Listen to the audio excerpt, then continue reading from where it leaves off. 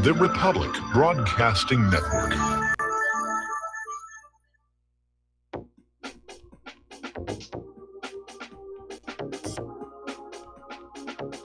What really happened with your host, Mike Rivero, because World War III is a really bad idea. Here is your host, Michael Rivero. And aloha, America. Welcome to our show today. It is Friday, December 7th, 2018. Thank goodness it's Friday. Thank goodness it's Friday. Thank goodness it's Friday. It's also, obviously, Pearl Harbor Remembrance Day, and we're going to be talking about that a little bit. The phone lines are open, 800-313-9443. Mike is in the control room, ready to put you on the air with your comments, questions, and observations. So, again, it's Pearl Harbor Remembrance Day. It's technically not a holiday, so all the businesses are open. Post office is open. The banks are open. And, of course, those shopping malls are open for the holiday shopping season. We can't let anything get in the way of that here. And over the years, of course, information has surfaced regarding Pearl Harbor, which has revealed it to be just another of the many gigantic frauds perpetrated on the American people to motivate us to go to wars we otherwise would probably have wanted to stay out of. So the celebrations and the commemorations are taking place here. Earlier this morning, a squadron of jets basically recreated that first Japanese attack going overhead at the same time that they did it, so that rattled the windows a little bit here. But as you know, of course, following the attack, Franklin Roosevelt came on out and, said Japan was dastardly, the day that will live in infamy, when the forces of the Empire of Japan carried out an unprovoked attack on Pearl Harbor. Well, that, of course, is provably a huge lie. There had been provocation after provocation after provocation. And as it turns out, there had been a plan to provoke Japan into attacking Pearl Harbor. It was put together by Lieutenant Commander Arthur H. McCollum of the Office of Naval Intelligence. And this was done all the way back in October of 1940.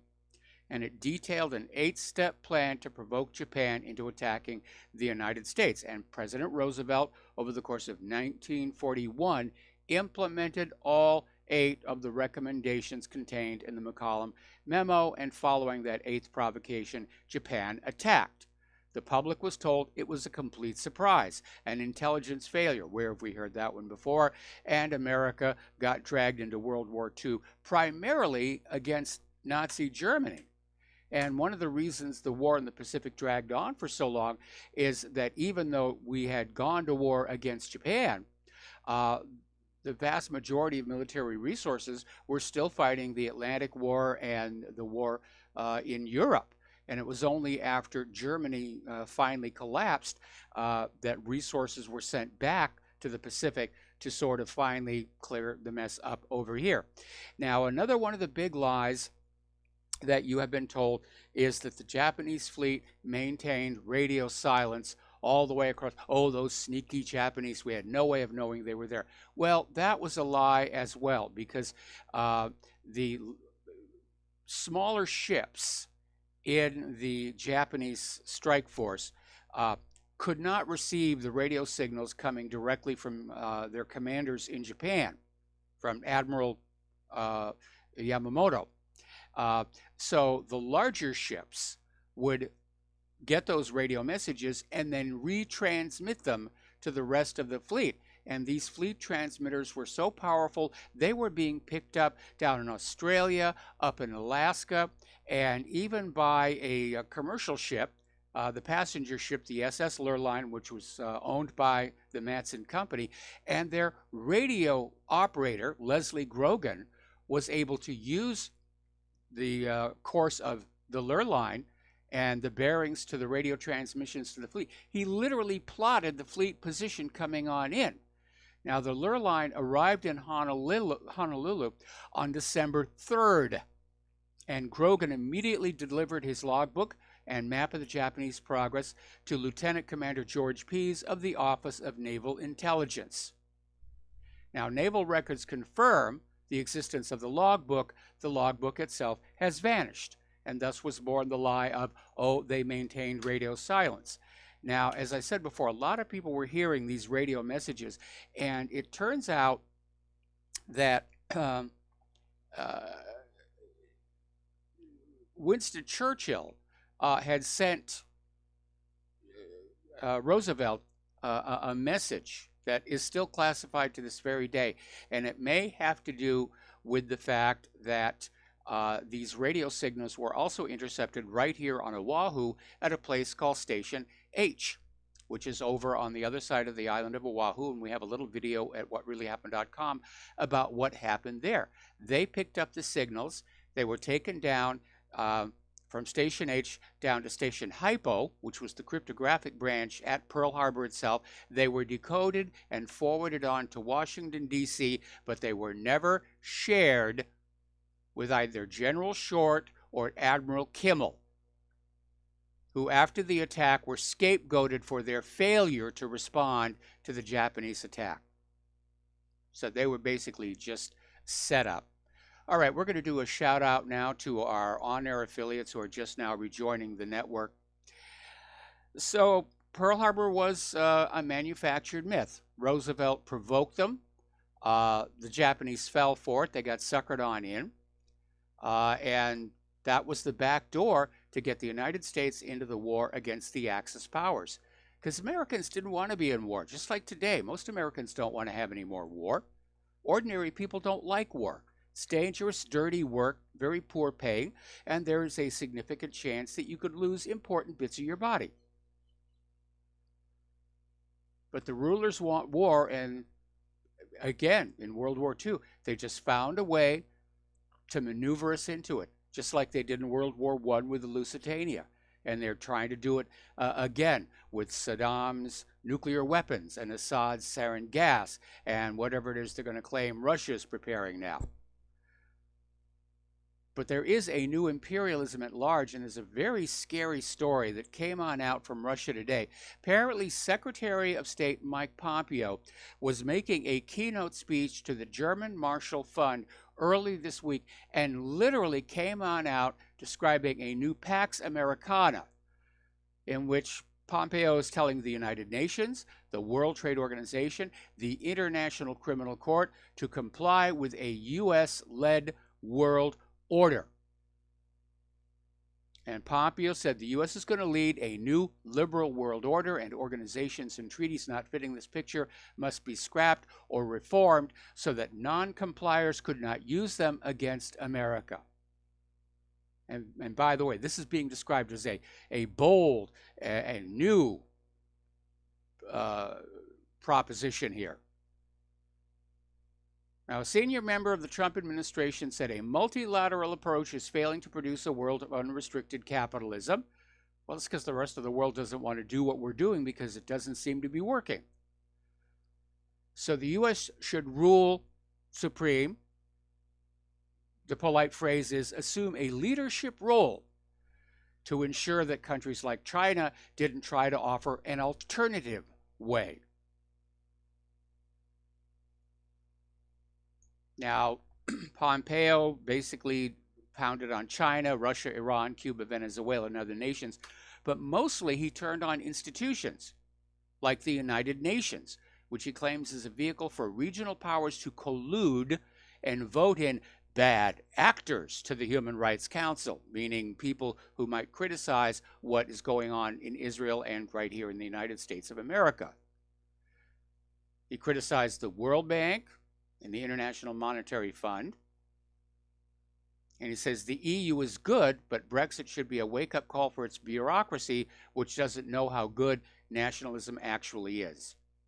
Then he went on to say the International Criminal Court is rogue because it attempts to hold Americans accountable for crimes in Afghanistan.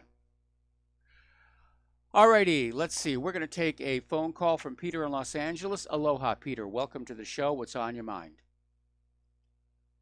Yeah, Michael, I'm really glad that you ran that story today in what really happened about Pearl Harbor and what did Roosevelt, was it really unprovoked? And clearly we provoked Japan. Yes. And Germany.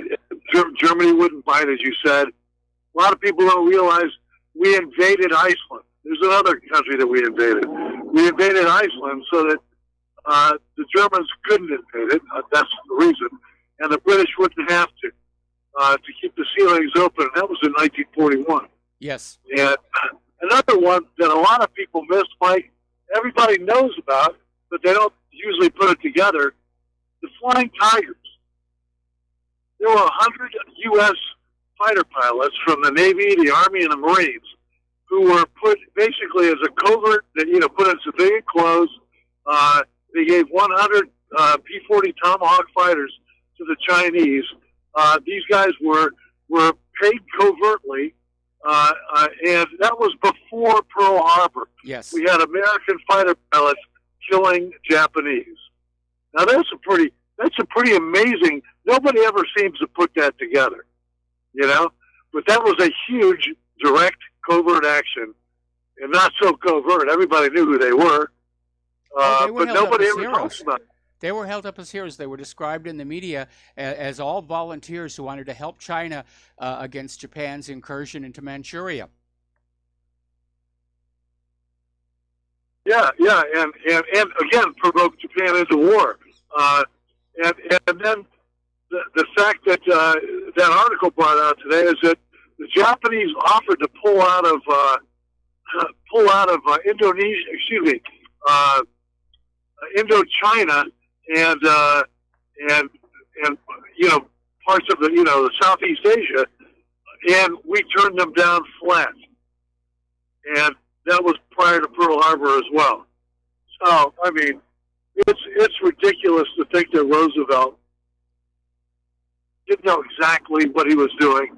I'm sure that the whole code thing, that they knew about that as well, like you're talking about Station Hypo. And about that ship, what was that ship, Mike, that was intercepting and they got... The SS Lurline. It was a passenger ship for Matson. Yeah, exactly. And you might want to tell the people about that too, but it's just nuts. And then, by the way, I went to Hyde Park, a year or so ago. Took my little girl and my wife, Roosevelt's home, and it's a museum now.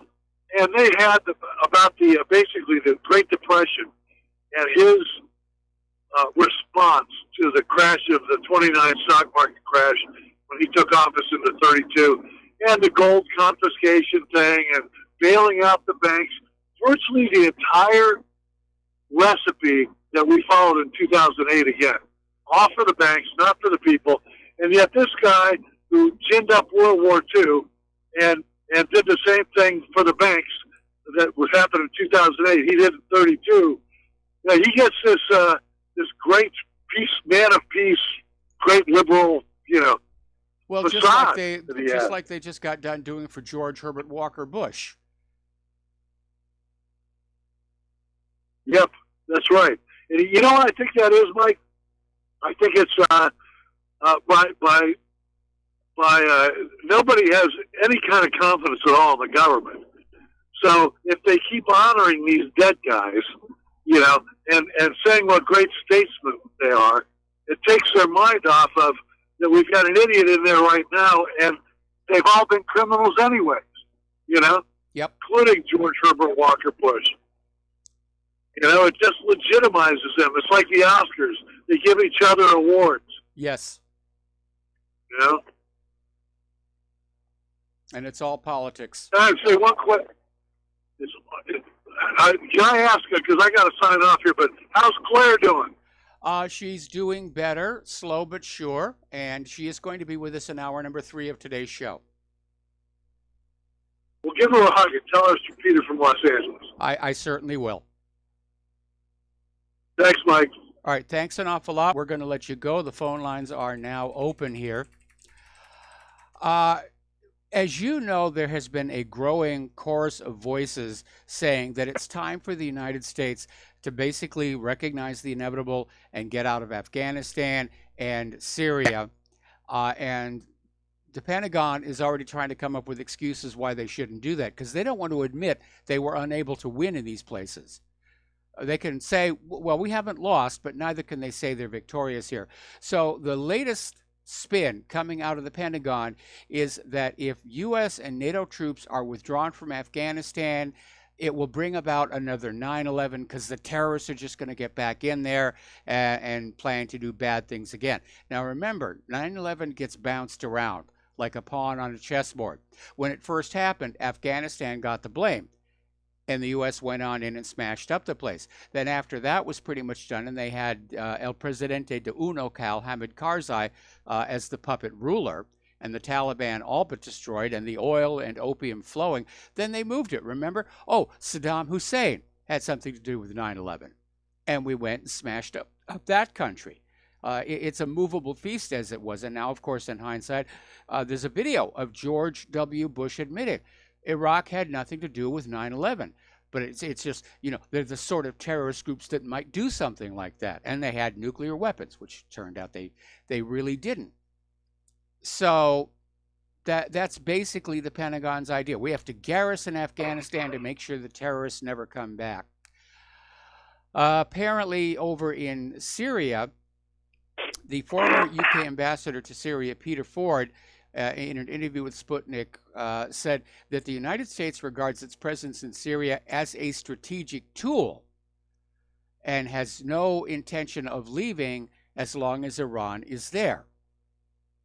Now, the problem with that, of course, is that Iran is there at the express invitation and with the permission of the Syrian government, and the United States is not. Okay, we got another caller on the line. Steve Elkins, aloha. Welcome to the show. What's on your mind? Well, Mike, I think I sent it over to you a couple articles. One of them was about Rush Limbaugh. I'm not a big Rush Limbaugh fan, but I agree with what he said regarding the George Herbert Walker Bush overzealous send-off, farewell. They were not kind to George Herbert Walker Bush in his presidency. They didn't like him. They demonized him. I think what we're seeing here right now is it's a little spite going on, mainstream media spite, kind of trying to provoke Donald Trump into something, to saying something that can be used against him. Because they didn't like Bush. They didn't like him at all. So I think they're kind of trying to bait him a little bit. And the second part, I sent you an article today. I can't remember the date of it, the dates, but claiming supposedly through National Geographic that the body count in Iraq alone for the Gulf War was right around 500,000 innocent people died. Yeah. I've heard that. He's not a hero. Yeah, he's not a hero. I saw in our paper here in the Orlando Sentinel saying a kind, gentle soul, and I don't see it that way. I don't see him that way, and I'm sure if you ask the people in Iraq right now or Afghanistan, they would say it was a butcher. Yes. Other countries, their leaders, their dictators do horrendous crimes, killing hundreds of thousands of people, and that's exactly what they're called, butchers. They're demons. Seems like if the U.S. gets a pass, the presidency gets a pass. They make very poor choices. A lot of it is not for, of course, bringing democracy. We hardly even have democracy here in this country, let alone saying you're bringing democracy to another country. So I think that's the hypocrisy of saying, well, we did it for them, it's for their own good. It's also the scale of death. I mean, what's that old saying? If somebody kills 10 people, he's a murderer. If somebody kills 1 million, he's a conqueror. Right. No, I'm glad it's over, and I hope it stops. Spectrum News today and was still on the bandwagon of hyping up the sensationalism that he was a great man and the train ride around the country. I hope tomorrow I turn on the news and it's over. I just hope it's over. I'm tired of it. I had enough of it through the John McCain funeral. But I hope tomorrow it's a new day and we look further up the road here. Well, I haven't been paying attention, of course. I certainly didn't attend the funeral. I did send a letter saying I approved of it, but my understanding is that Bush has been interred now at the Presidential Library. I could be wrong on that. As I said, I'm not paying attention. Anyway, Steve, we got to take a break for commercials. Thank you very much for the phone call, and we will be right back.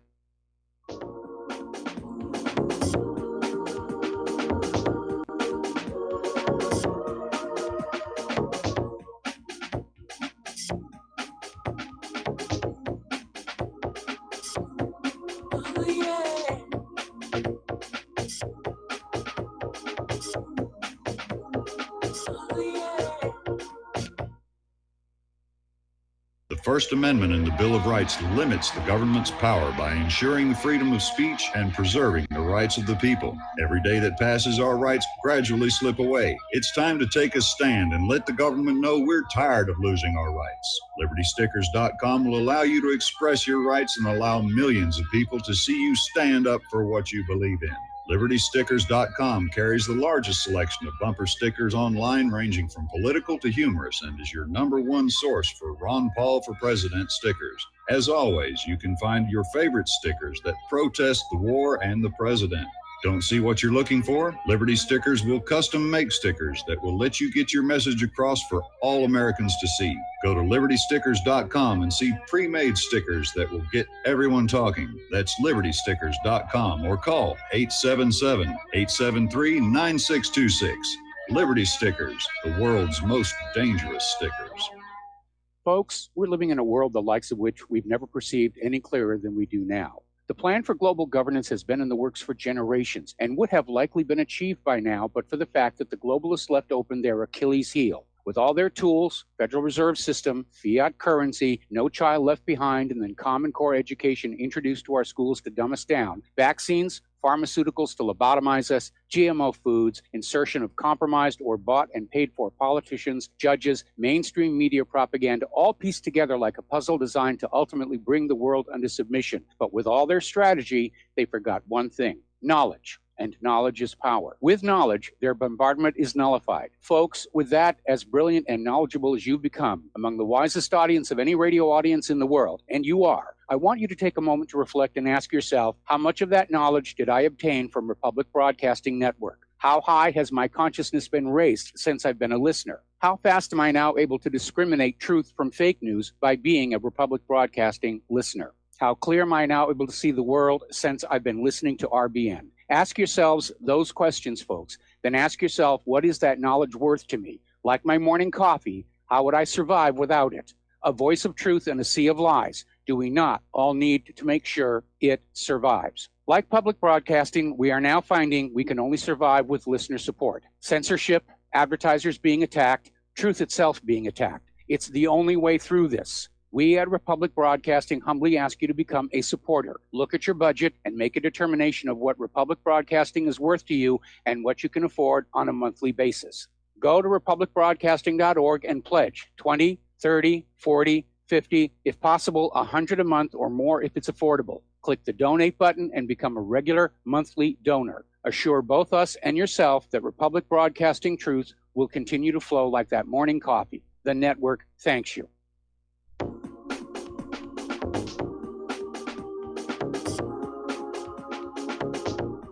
What really happened with your host, Mike Rivero.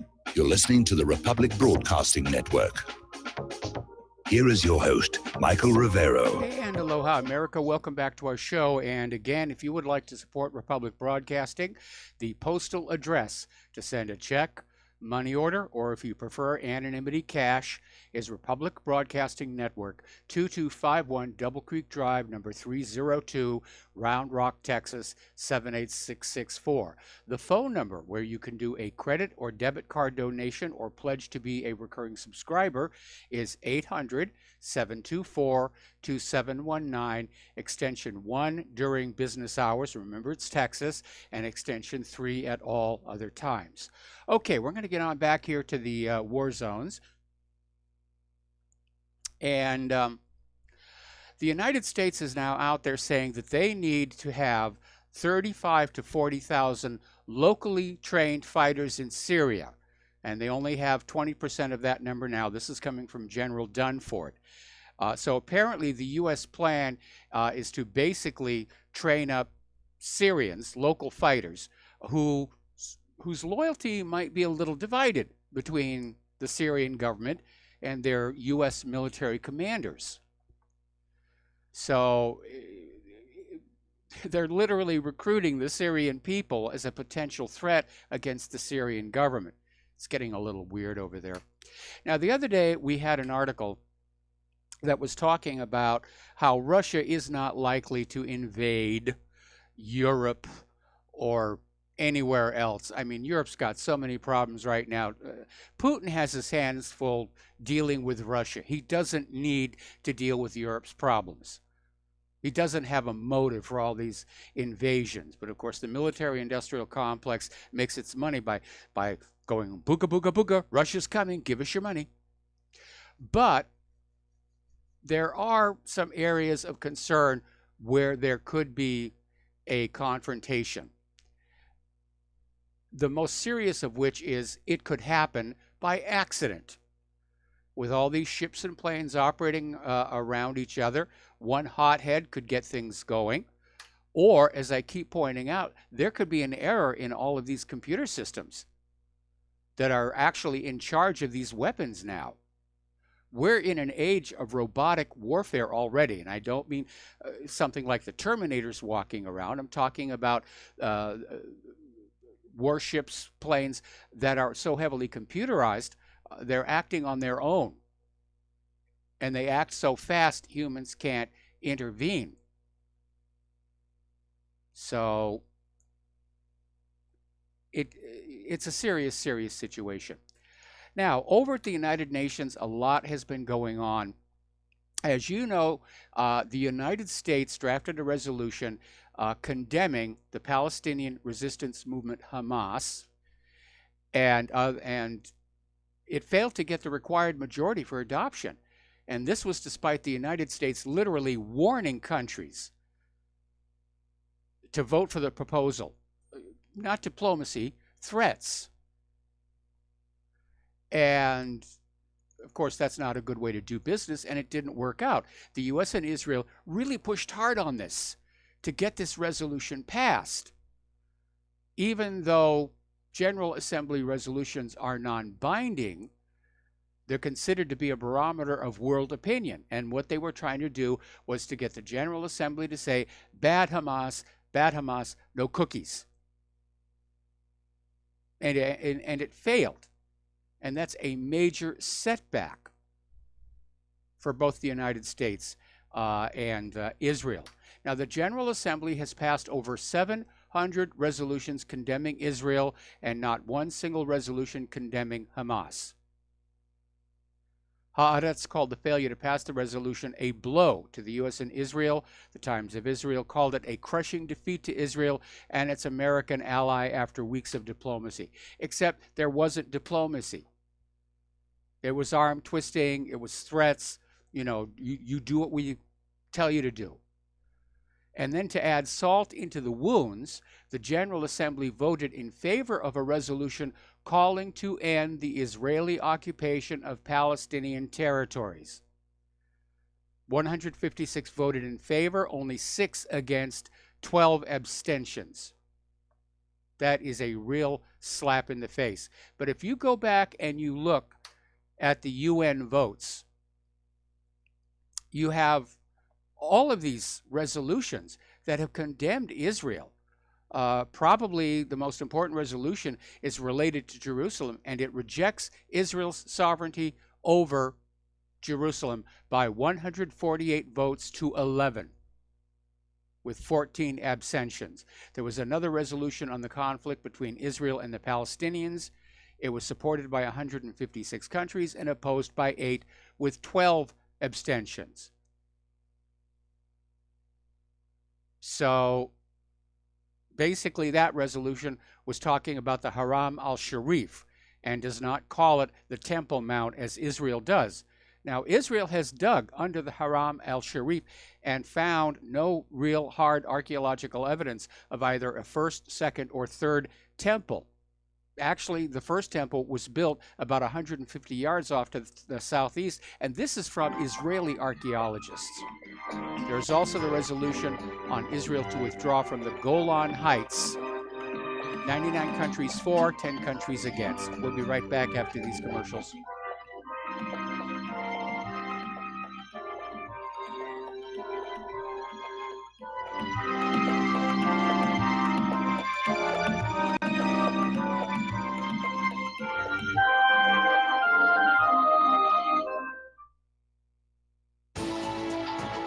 You are tuned in to the Republic Broadcasting Network. Visit our website, by going to republicbroadcasting.org.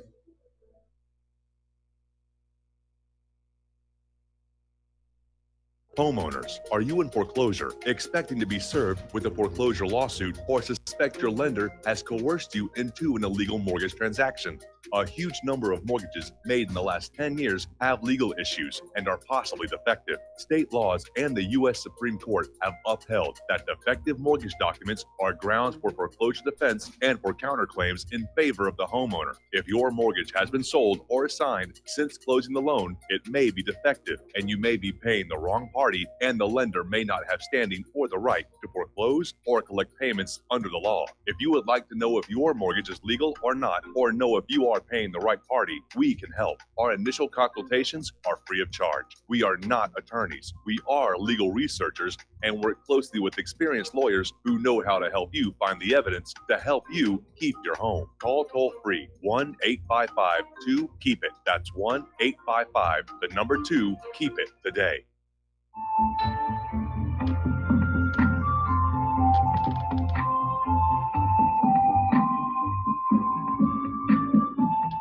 Do you know there is an ongoing war right here in America? Are you aware that U.S. citizens have been classified as enemies of the state since 1933? Have you recognized that our entire government is really a vast network of interlocking corporations engaged in commerce?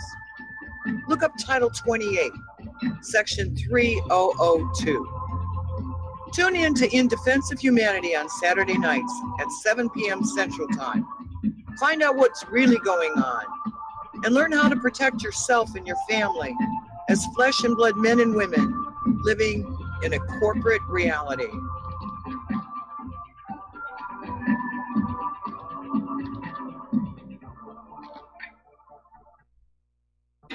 Without the right accessories, any guy can be off the mark. Whether you've invested thousands in your arsenal or you own a single trusted firearm, a visit to AROutfitting.com is in order.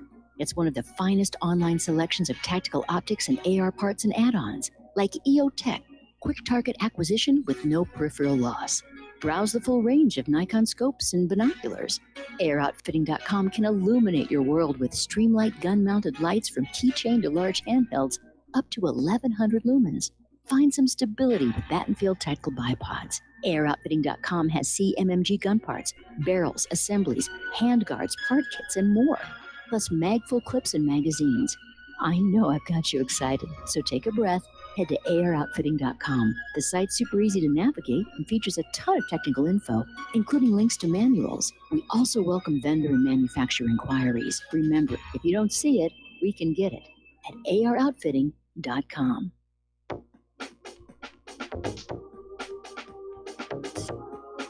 What really happened with your host, Mike Rivero. Join Mike on the air. Call toll-free 800-313-9443. 800-313-9443. And aloha, America. Welcome back to our show here. And as you know, Benjamin Netanyahu is facing multiple charges for political corruption and bribery. And there is a new dimension opening up in it, because apparently some of this corruption involves Hollywood producer Arnon Milchan. And he's a well-known producer. He's made a lot of movies, including Birdman, Brazil, JFK, The Revenant, 12 Years a Slave. He's good at what he does, but he's got a secret life, and that is that he has been acting on behalf of Israel to secure covert financing and components for Israel's nuclear weapons program. And there was a case some years ago where he was caught red-handed smuggling Cratron switches back to Israel. Now, the Cratron switch is a very precise timing mechanism, if you will. They were actually used in very early copy machines so that all the flash lamps would go off at exactly the same moment. They're still used today in the sonic machines that are used to basically help you get rid of kidney stones in order to keep those transducers in perfect sync. And of course, they are used to make sure that all of the charges in a plutonium implosion warhead fire at the exact same time. Needless to say, they are under very, very tight control, and they are not allowed to go to certain countries here. Apparently, Netanyahu approached Sheldon Adelson to try and buy this Israeli news website that's at the heart of this corruption case. And apparently, the owner simply refused to sell. But apparently there is enough there where Netanyahu is seriously concerned here. So what is Netanyahu going to do? Well, he's going to threaten Lebanon with invasion. And he came on out with a statement saying there's a reasonable possibility the Israeli military may have to conduct operations inside Lebanon territory. Now, this is that whole Northern Shield where they were saying they're out there to discover and neutralize Hezbollah cross-border tunnels. And remember, we had the story yesterday where Yalon said that that tends to be exaggerated here. And the Northern Shield kept saying, we'll only operate on the Israeli side of the border. And now Netanyahu is saying, well, we're going to have to go inside Lebanon after all. And a lot of people are saying this is Netanyahu's way of trying to stay in power. He's got to distract from the corruption charges, and they've got an election upcoming in Israel, and he needs a distraction from his failures. And I'm sure they still would like to get that Litani River as well. Okay. Now, the New York University Student Government Assembly passed a divestment resolution inspired by BDS. And according to a press release by NYU Students for Justice in Palestine, the vote was carried by 35 votes in favor, 14 against, 14 abstentions, meeting the 2/3 threshold required. Now, this resolution was backed by 61 student groups and 34 faculty members, and it calls for divesting from corporations that violate Palestinian human rights and calls on NYU to adopt a socially responsible investment policy that upholds human rights for all. And the significant thing about this is that over the last few years, Israel has just invested huge amounts of money and political capital on America's universities to try and shut down any sympathy and support for Palestine. And what happened at NYU shows it isn't working, because the students at these universities understand that's what's going on. There's no honest debate. They're being propagandized. In a lot of cases, they're being threatened. And people don't respond well to threats here. Now, over in France, there's this prestigious French award, the Human Rights Prize of the French Republic. And it was given to 5 winners this year, 2 of whom were Bet Salam and Al-Haq, who are these Israeli and Palestinian human rights groups. And of course, Israel's just gone ballistic. How could you do that? How could you give them an award for fighting for human rights? And of course, the judges said, because that's what they're doing, and they're doing a good job of it here.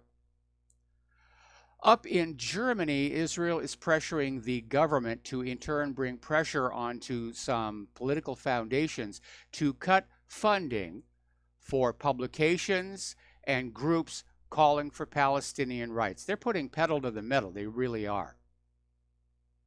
And I think that probably if what we're seeing at the United Nations, at NYU, is any indication, people are getting tired of it.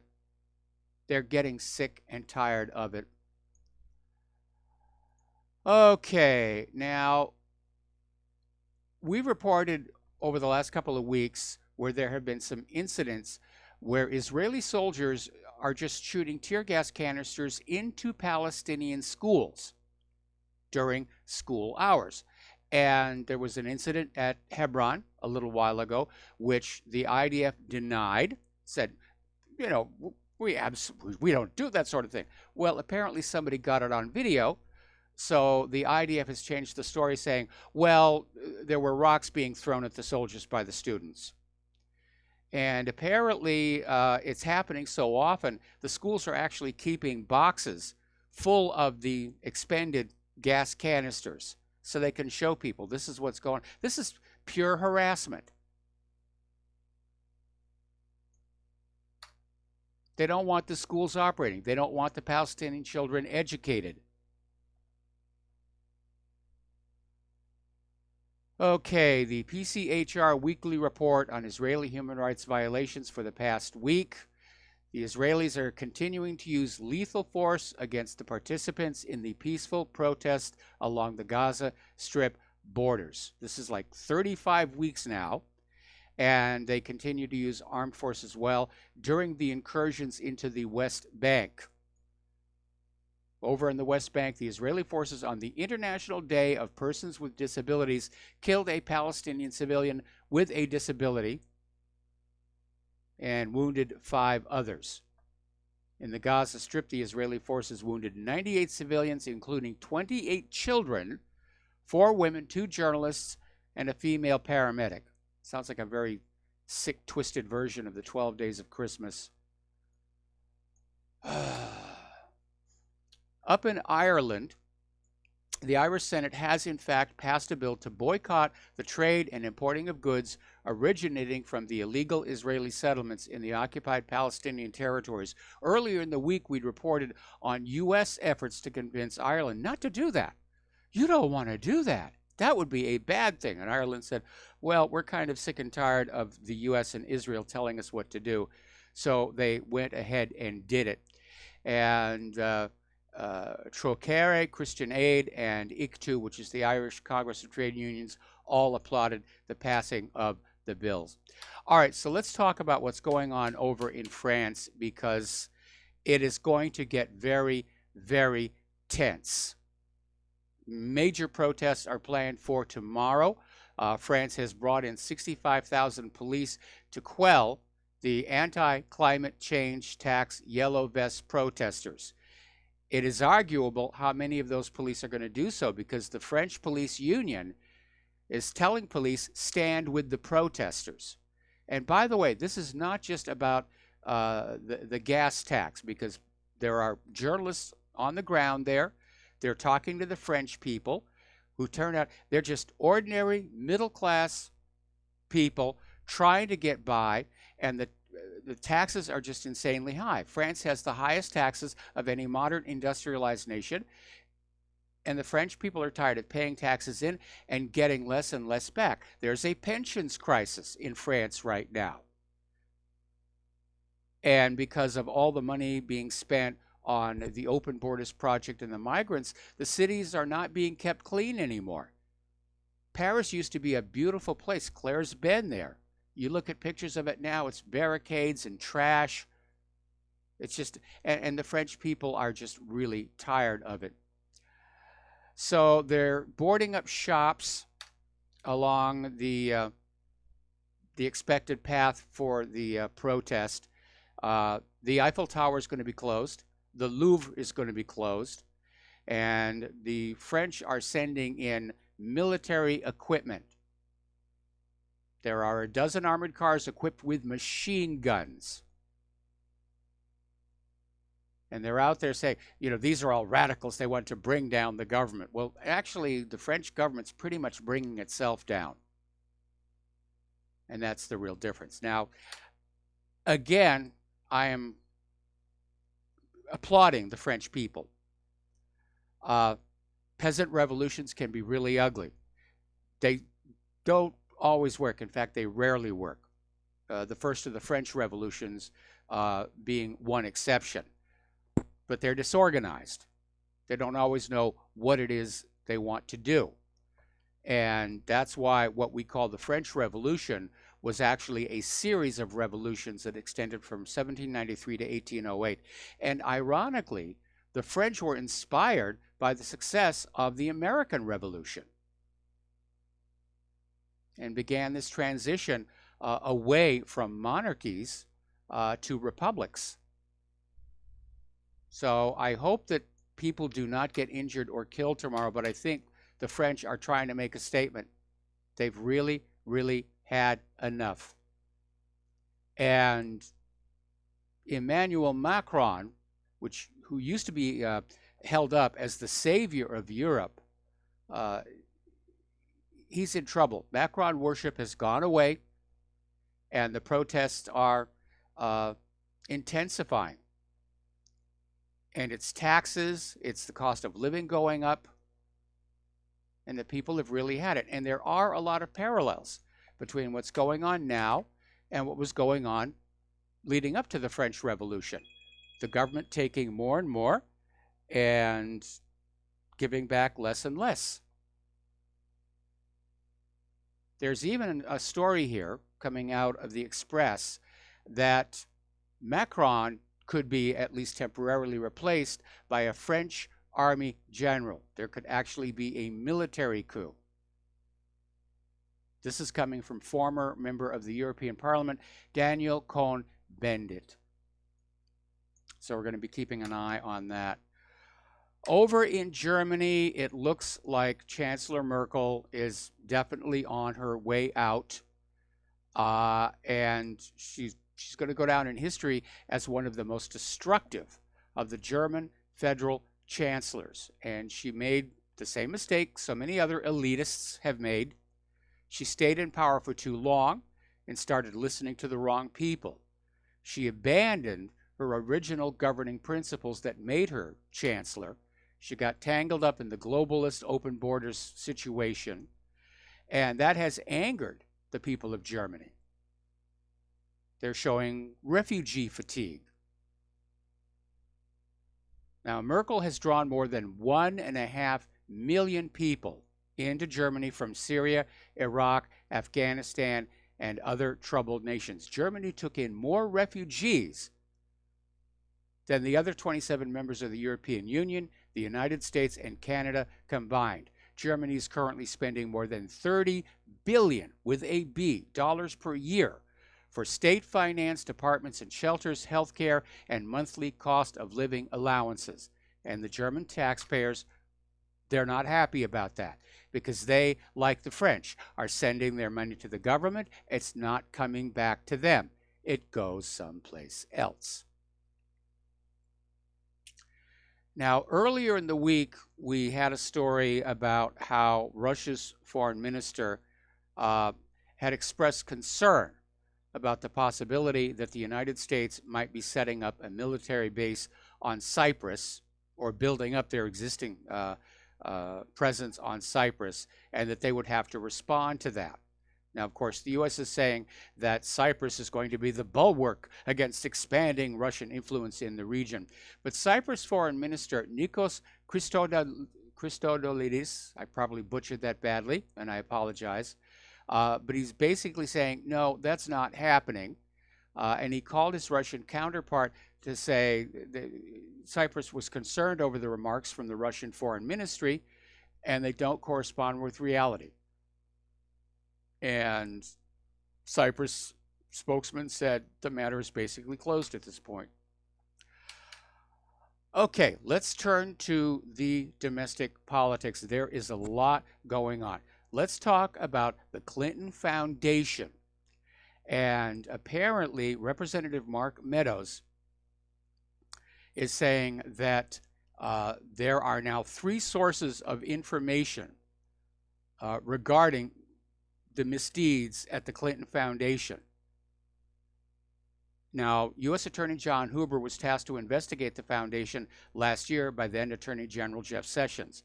And this sounds really good, but there's a problem. The Democrats take over the House of Representatives January 20th of next year, and they're trying to run out the clock. When they get on in there, it won't matter how much evidence there's going to be against the Clinton Foundation. The investigation will be over. That will be it. They're off scot-free. The good news is, though, that this story has become so big, even the corporate media is having to report on it. Now, apparently, last year, the feds got whistleblower evidence on the Clinton Foundation. And apparently a lot of it had to do with, is it really a nonprofit?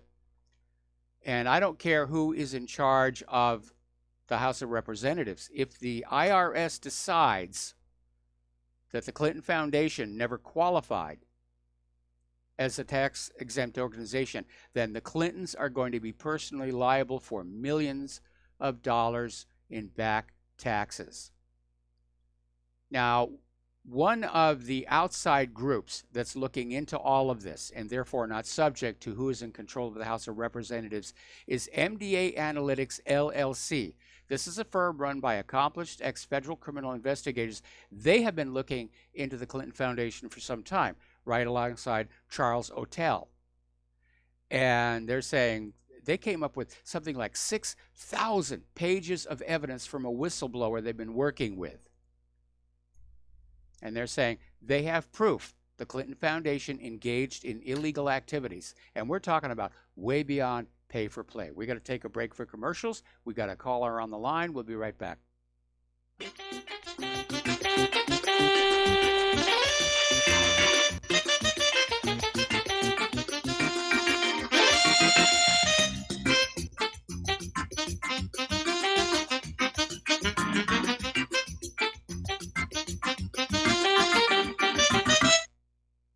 Do you worry a lot? If you're forgetful, nervous, moody, or overwhelmed, chances are you're not protecting yourself from the ravaging effects of stress and anxiety. No matter the cause, ongoing stress and elevated levels of the stress hormone cortisol can rob your memory, your health, your quality of life, and your future. Now you can combat the effects of stress and anxiety while improving your memory and recall at the same time with the dietary supplement Calm and Clever. Studies show that the ingredients in Calm and Clever reduce cortisol by as much as 30% in as little as 1 to 2 weeks and increase your ability to recall facts, names, and numbers in 4 to 12 weeks. Calm and Clever was created by scientist Kurt Hendricks, a principal investigator in 2 NIH-funded studies on Alzheimer's disease. Try Calm and Clever for 2 months. You'll feel the difference. Call 1-800-758-8746 or go to calmandclever.com.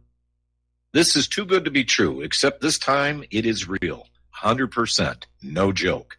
How about a $25,000 membership to Front Sight Firearms Training Facility as a thank you bonus for a one-time donation to RBN of only $400? It is a Commander lifetime membership with no yearly fees or dues. The training is free for the rest of your life with over 50 different classes. Then leave it to your designated beneficiary. You provide the approved firearm, holster, ammo, eye, and ear protection. Many features and bonuses are included, more than you would ever expect or believe. This is the ultimate graduation present, wedding gift, etc., etc. See the details. Go to RBN's webpage and frontsight.com to make it happen. You will hear this offer only on this radio network. Help keep RBN alive. Tell 5. Many people write about their experience with Extendivite. Allow me to read you a few from Amazon.com. My wife and I both use Extendivite and are very pleased with the results. It has helped to stabilize our blood pressure and to make both of us feel healthier. Good product and good buy. So far, so good. I've been taking Extendivite 3 times a day, only a short while now, but already I've noticed the circulation in my hands and feet improving. They tingle. I like the idea of taking something herbal rather than pills. I take Extendivite 3 times a day, every day. I think this supplement has helped with my increased fitness regime and to lower my blood pressure. Tell us your story. Get Extendivite today. Call 1-877-928-8822 or visit heartdrop.com. Extend your life with Extendivite. When all this twisted steel was swept away, did these remaining holes reveal what's really happened? And aloha, America. Welcome back to our show here. And let's go to the phones here. Bruce in Texas. Aloha. Welcome to the show. What's on your mind? Yes, hello, Michael. Yes. Yeah. This is going to be 2 short clips, about 10 seconds each. And if you're curious as to what really happened in Las Vegas, I suggest you listen to it. If you want to avoid trouble in the future, I suggest you forget about it, okay?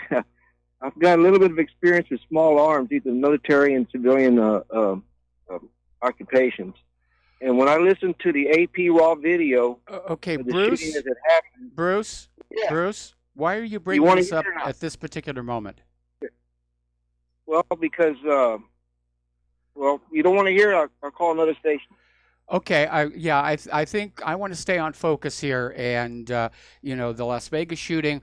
We pretty much all know that it was a setup, and we don't need to regurgitate on that one. So thanks an awful lot, and we're going to let you go and switch over to Layla in Ontario. Aloha, Layla. Welcome to the show. What's on your mind? Yeah, Mike, it's the neutrality of France and England during the Civil War.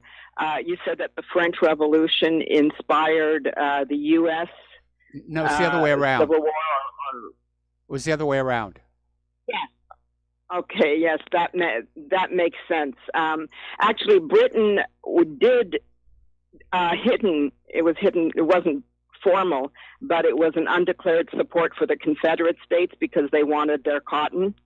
Only after they started getting cotton from Egypt and India, they pulled back because they were building ships for the Confederates. And then the French actually were broke because they loaned money to the northern states. And it was that destroyed economy that inspired a lot of the hatred towards the monarchy. But anyway, that was just an observation. Everything well, is, first of all, intervention. Layla, there was already an ongoing war between France and Britain before they decided to get involved over with the colonies, as it were. In fact, it was the fact that Britain was having a war with France, that Britain was not able to deploy a larger force to the colonies. And that, of course, changed the balance of power in favor of the colonists. And you're forgetting the most important reason why Europe was on the side of the Confederacy. They wanted to destroy Lincoln's greenbacks. That I don't know about that portion, but I'm certainly well aware as a Canadian of the centuries-old enmity between the French and between France and Britain. Yes. It was long before they even came to North America that they were competing for power in Europe, and so that's not, in fact, they were ultimately defeated. The French were defeated in Quebec City. But I think the foreign intervention has always been there, and one country, Layla, benefits from Layla, got to let you go. Got to let you go. Got to do gotta station identification, and we'll be right back.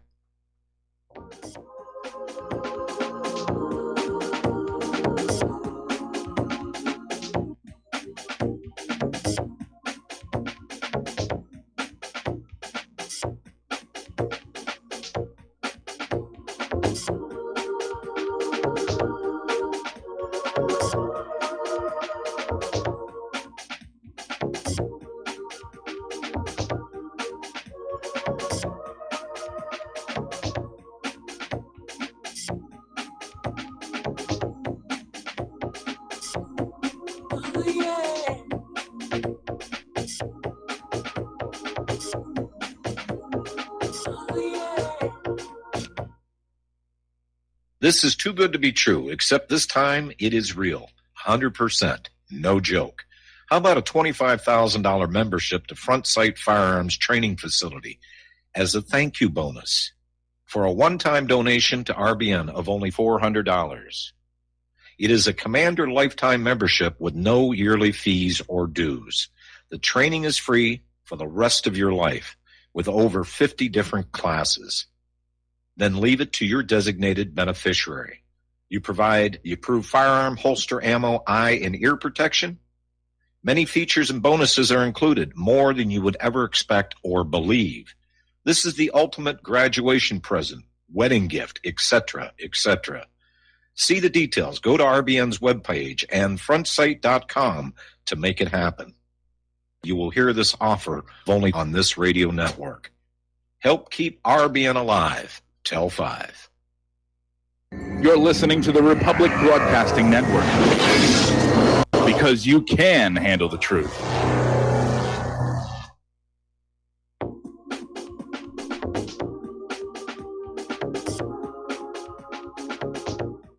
What really happened with your host, Mike Rivero. You're listening to the Republic Broadcasting Network, where you'll find out what the Fukushima's going on. And aloha, America. Welcome back to our show, hour number 2. The phone lines are open, 800-313-9443. And folks, today at least, let's keep the calls on topic because there is a lot to go through and there's a lot going on right now. So we're talking about more information coming out about the Clinton Foundation. The Democrats are trying to delay until they're in control of the House of Representatives and can make it all go away. But they cannot stop investigations taking place in the private sector. We were talking about this private analytic group that got 6,000 pages of internal Clinton Foundation documents, and they have been working with various agencies, including prosecutors in Little Rock. So this goes back a very long way. And as I said before, this story has gotten so big, the corporate media they're being forced to cover it. Of course, right now they're talking about Michael Cohen. Apparently he's going to get a significant amount of jail time, even though he cooperated.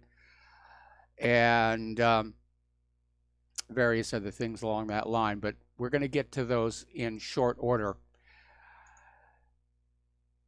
Now, as we mentioned earlier in the week, Tuesday, federal prosecutors have brought charges against 4 men tied to the law firm Mossack Fonseca, which was this gigantic global tax avoidance money laundering scheme. And it burned a lot of people. World leaders of Britain, Iceland, and Russia were caught shuffling their assets into tax havens. And what makes this interesting is that Mossack Fonseca had ties to the Clinton Foundation, so that could unravel as well. And here is the next part, and this is what I'm talking about, private groups, political action groups taking steps. As you know, Judicial Watch has filed a lawsuit regarding the emails related to the attack on the diplomatic compound in Benghazi. Well, the case is now expanding, and a federal judge has ordered the U.S. State and Justice Departments to reopen the case of Hillary's email server. Now, the ostensible reason is to determine if Hillary Clinton used the private email server intentionally to avoid public disclosure laws during her tenure as Secretary of State. This is coming from U.S. District Judge Royce Lamberth, and basically eviscerated the previous administration's claims of transparency that said, yeah, we've looked at it, there's nothing really there here. And Lamberth wrote in his opinion that the nation is faced with one of the gravest modern offenses to government openness.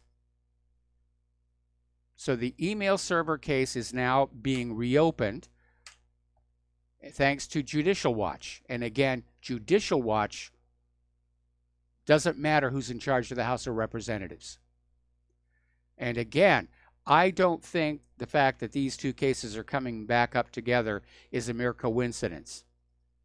Because as you know, what I suspect was going on was a repeat of the Chinagate scandal, in which Hillary Clinton was selling U.S. secrets out of the State Department to foreign interests using that private email server, which nobody was even supposed to know existed, and using that foundation to collect and launder the money. And I think that's why everybody is so scared of this, because that kind of a scandal at the highest levels of government could bring the whole shebang crashing down. Now, Trump has announced that his nominee to be the new Attorney General is William Barr. And William Barr has been Attorney General before. Whether the confirmation is going to degenerate into the circus we saw with Brett Kavanaugh remains to be seen. But interestingly enough, even though Barr did not back Trump in 2016, he did publicly state the Justice Department should have investigated Hillary Clinton more. So, little bit of hope there. Now, apparently, he was Attorney General from 1991 to 1993 under George Herbert Walker Bush. He's a longtime power lawyer. He had 4 years with the CIA. The area of concern about him being AG under George Herbert Walker Bush is that he was there at the same time Oliver North and Bill Clinton were running that whole gun and drug running operation. So this guy is not squeaky clean. But I do like the idea that he thinks Hillary should be investigated. Trump is also expected to nominate current State Department spokesperson Heather Nauert for the post of UN ambassador to replace Nikki Haley. And the official announcement is due out today. In fact, I think I saw a banner flash by on Fox News here. And basically, Trump is going for what a lot of people are saying is relatively inexperienced newcomer for a very high-profile position. But again, all the UN ambassador is supposed to do is go up there and present the official U.S. government position. Now, Nauert is a former Fox News anchor and has been the State Department spokesman since April 2017. I like the idea of getting new blood in there. When they say inexperienced, what that says to me is not yet compromised. We're going to do a shout out now to our on-air affiliates who are just now rejoining our network. Earlier in the week, we had a caller who called on in and said that Mike Pence, if he's being dumped in the second term, that Trump might actually tap Nikki Haley, and that was the reason that he wanted her out of the UN. And we are seeing confirmation. Other people are saying that there are reports Trump is considering replacing Mike Pence with Nikki Haley for the 2020 election. Now, I'm not a big fan of Nikki Haley, obviously, but if he does, it's going to rock the Democratic Party, because they're still playing that gender card, and we need women in power, and apparently they're still playing that situation. There aren't enough women in power. Nikki Haley, as a female vice president, that's going to get him to shut up a little bit, I think. Now, there have been rumors flying back and forth over White House Chief of Staff John Kelly. Yesterday, there were reports coming on out saying that he and Trump were so much at odds they weren't even talking to each other anymore, that he was being asked to resign. But according to the Daily Caller, they have a source that says Kelly has no intention of resigning. But that doesn't stop Donald Trump from just firing him outright. Now, a lot of people are talking about how Donald Trump missed his chance to nail James Comey.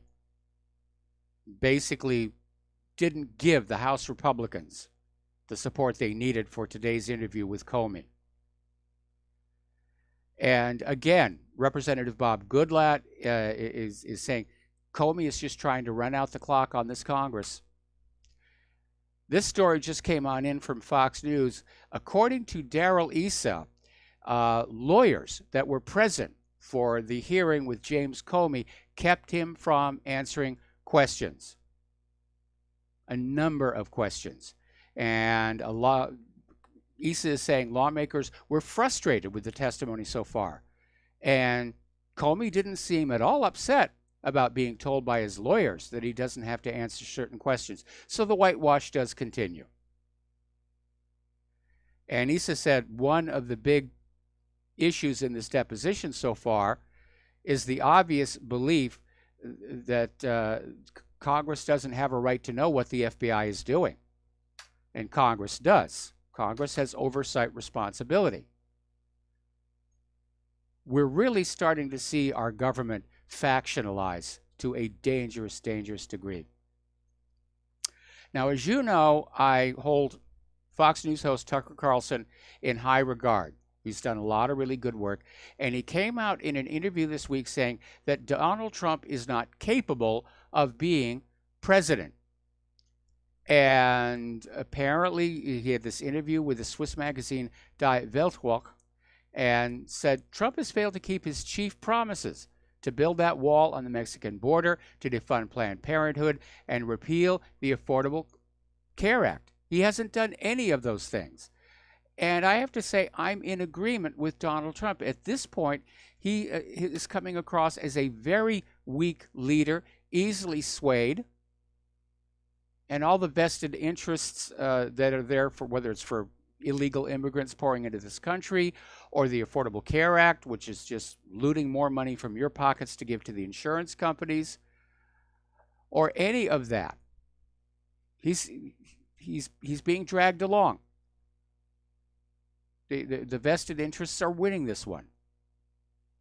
He's turning out to be a weak leader. So with all apologies to Nikki Haley, I don't think you're going to get to be vice president. Unless there is a significant change in the political climate in this country and in the American people, I don't think Trump has a chance in 2020 unless he resorts to massive election fraud.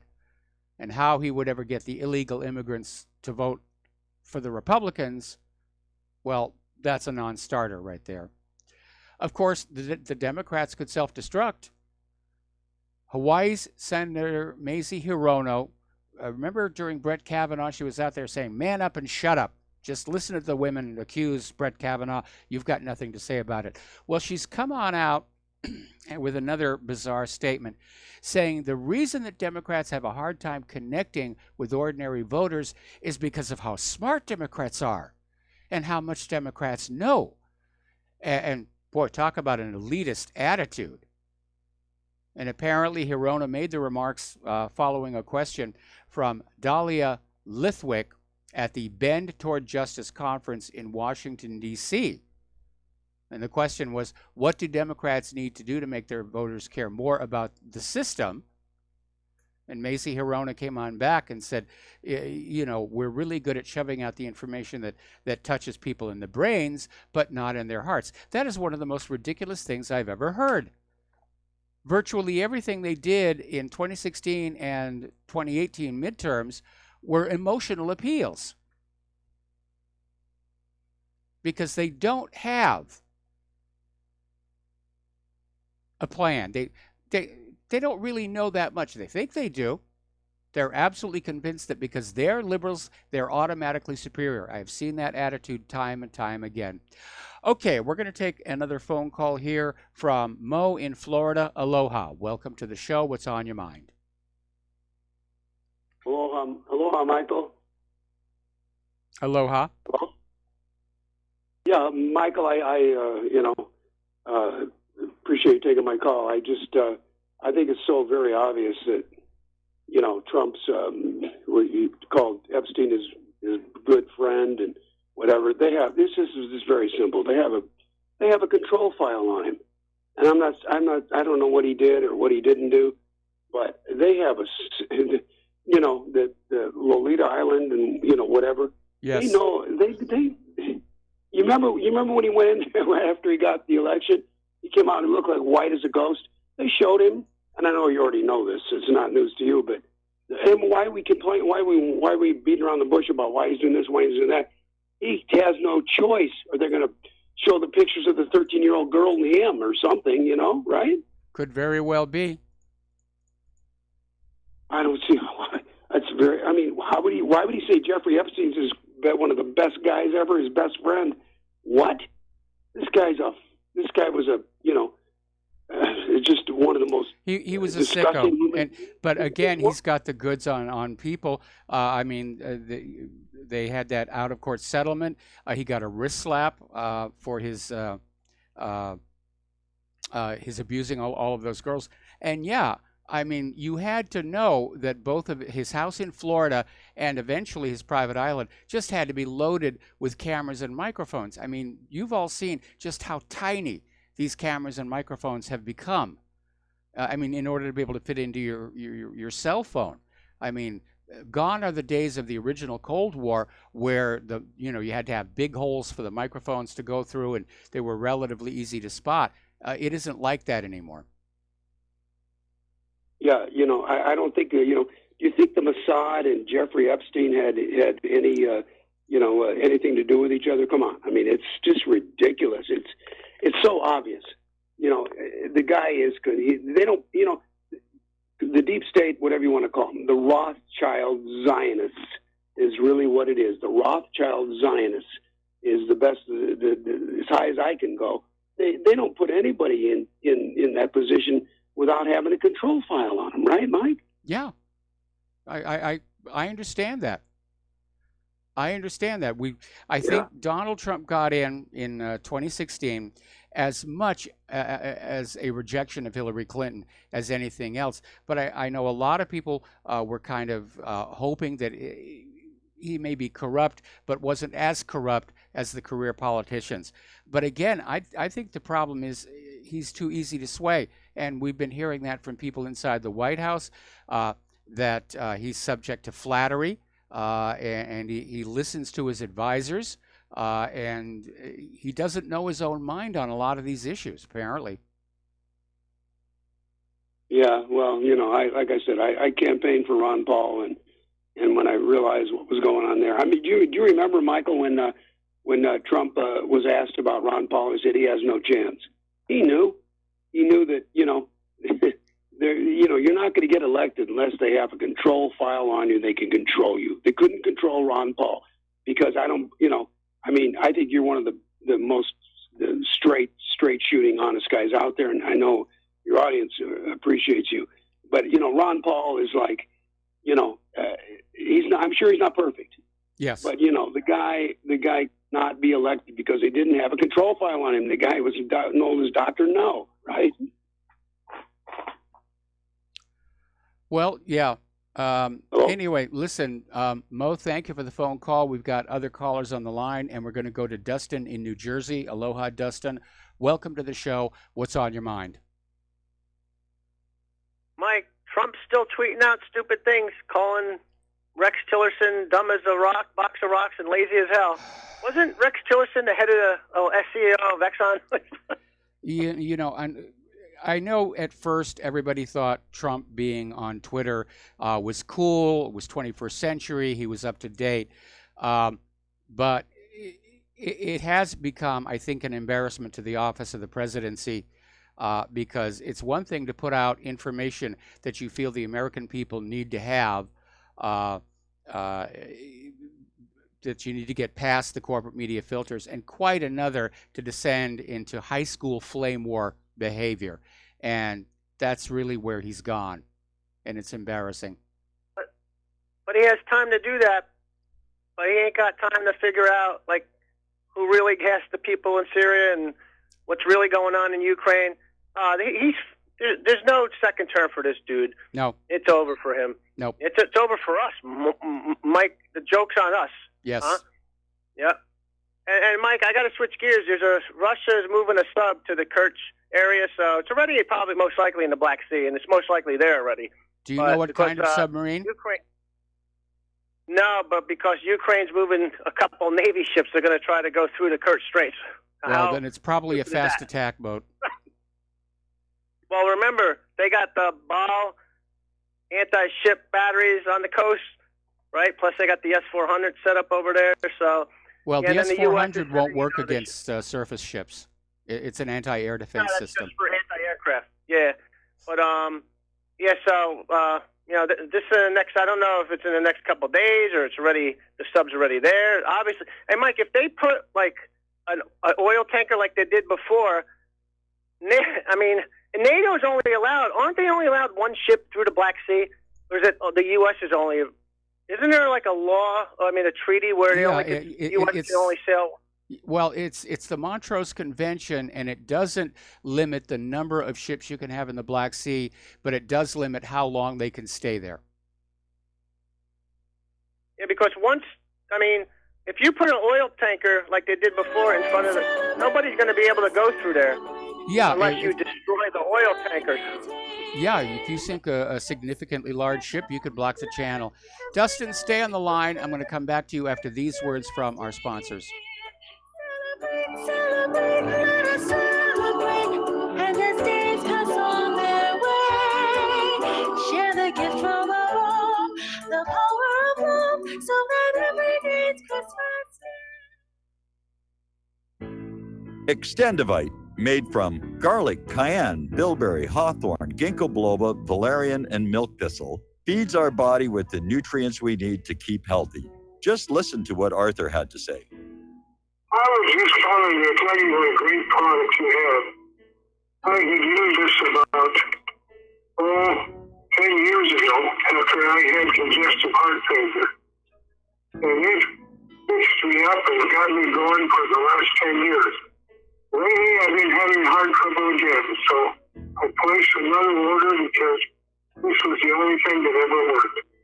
I just wanted to let you know that you have a great product. Thank you very much. Tell us your story. Get Extendivite today. Call 1-877-928-8822 or visit heartdrop.com. Extend your life with Extendivite. Attention RBN listeners.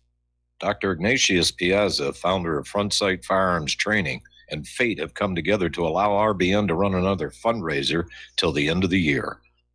We didn't really expect this opportunity, but thankfully, it's here and running as you hear this.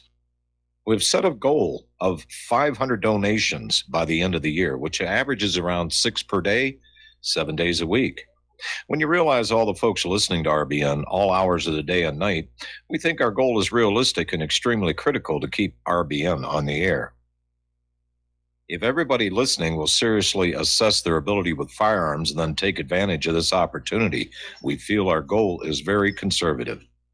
Please take the time to look over Front Sight's website to get an idea of an amazing facility and the world-class training that's going on there. If this interests you, you likely will have like-minded friends that would like to know. Tell them. If for some reason some listeners are not personally interested, consider sons and daughters, close friends, nieces or nephews, top valued employees, inform club members, share the opportunity with police and fire departments. It's not too early to plan Christmas presents for special people.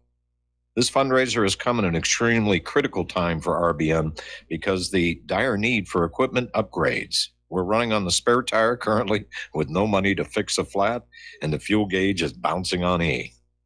This is one of the most valuable ways you can help RBN financially because you get Commander lifetime membership value that is 50 times your donation and can be passed on forever. How many times during life do you get to leave a legacy? See more details and contact info on our webpage, republicbroadcasting.org, and thank you.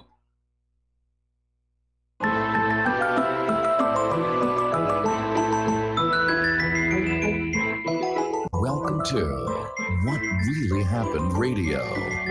Visit us online at whatreallyhappened.com. And now, set your eyes on the future and let's consider what really happened. And aloha, America. Welcome back to our show. We're talking with Dustin in New Jersey. We're talking about the situation at the Kerch Strait. And, of course, I'm going to have to get out Google Earth and take a good look to see if there is, in fact, a choke point where a ship could be sunk to block the harbor.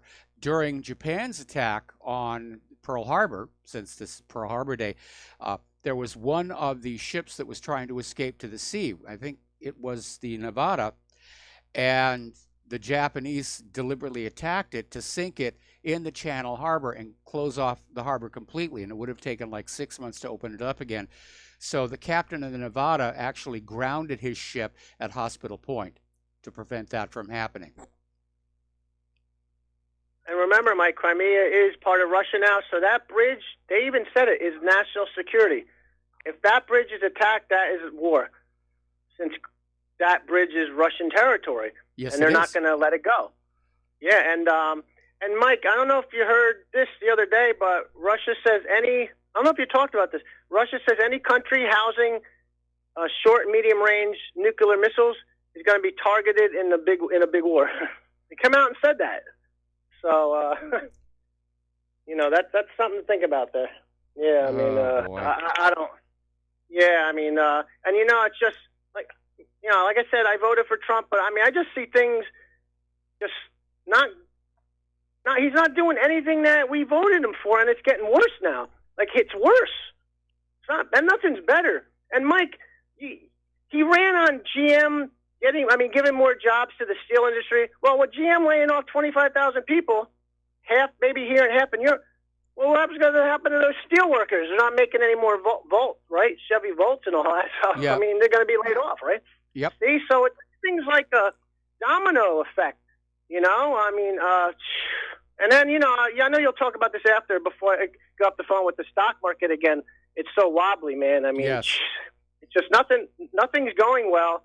And remember, he said this, we're in a big, fat, ugly bubble, right? Yes, we are. He said that. Yep, and, but that's all right, Mike. Have a good job. All right, thanks an awful lot. Somebody just sent me in the source for the story about the Russian sub, and apparently it's a claim that a Kilo-class diesel-electric attack submarine was seen leaving the Russian port city of Sevastopol. It is at this point only being assumed it's going to the Kerch Strait, but that would make a lot of sense. Now, the Kilo class is nicknamed the Black Hole because apparently it is just impossible to find when it's running on its electric motors. That's the advantage of a diesel electric. Nuclear boats make noise. There's never been a silent nuclear boat. The diesel electrics are still the best in terms of being stealthy. All right, back to the phones. Jim in Washington, aloha. Welcome to the show. What's on your mind? We lost him. We lost him. Okay, then let's go to Tom in Utah. Aloha, Tom. Welcome to the show. What's on your mind? Mike, I'm trying to find anybody that knows the connection between the Clintons, Podesta, and Carlyle Group, as well as the Bushes. I don't know if you knew, I kind of fell onto the Clinton sword when I'd exposed their dealings with the FEMA and brokering those condemned trailers. I mean, that's way back there. But I really irritated them when I testified before World Health Organization. I had no idea that the Clintons were the... First of all, Tom, okay, Tom, to get back to your original question, there is a lot of information out on the internet showing all of these links. I mean, obviously, Podesta was part of the Hillary Clinton campaign, and Carlyle Group, the link through that went through the Bush family for the most part. But yeah, it's a big spider web. It's a huge network. Okay, so all you need to do is a web search. I did not know that they had been granted a no-bid contract from FEMA to produce those death traps that we condemned. Okay. And then when I testified in Washington, that's when I we have been over this before. Something evil going on. All right. Well, thank you very much for the phone call, Tom. We're going to let you go, and we're going to start a phone call with Jim in Washington. And Jim, I'm going to have to take you through the commercial break. Aloha, welcome. What's on your mind? Am I coming in okay? You're coming in fine. I can hear you. Okay, sorry. This is Dan from Washington. Nikki Haley to me is an obnoxious person. I don't find her attractive. I think she's a neocon. She lies. She goes along with all these false flag narratives. She's a warmonger. And I think that would hurt Trump with his base, in my view. I think. Well, what do it you all think depends. about her, that lady? I mean, it all depends on how quiet they can keep her, because John McCain tried the same strategy with Sarah Palin, and it blew up in his face because every time she opened her mouth, people said, she's a dummy. Anyway, listen. Thanks an awful lot for the phone call. We've got to do another break for commercials. We'll be right back.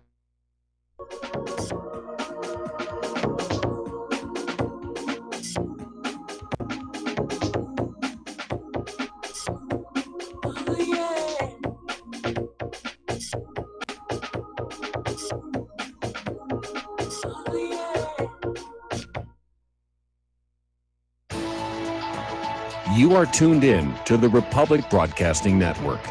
Visit our website by going to republicbroadcasting.org.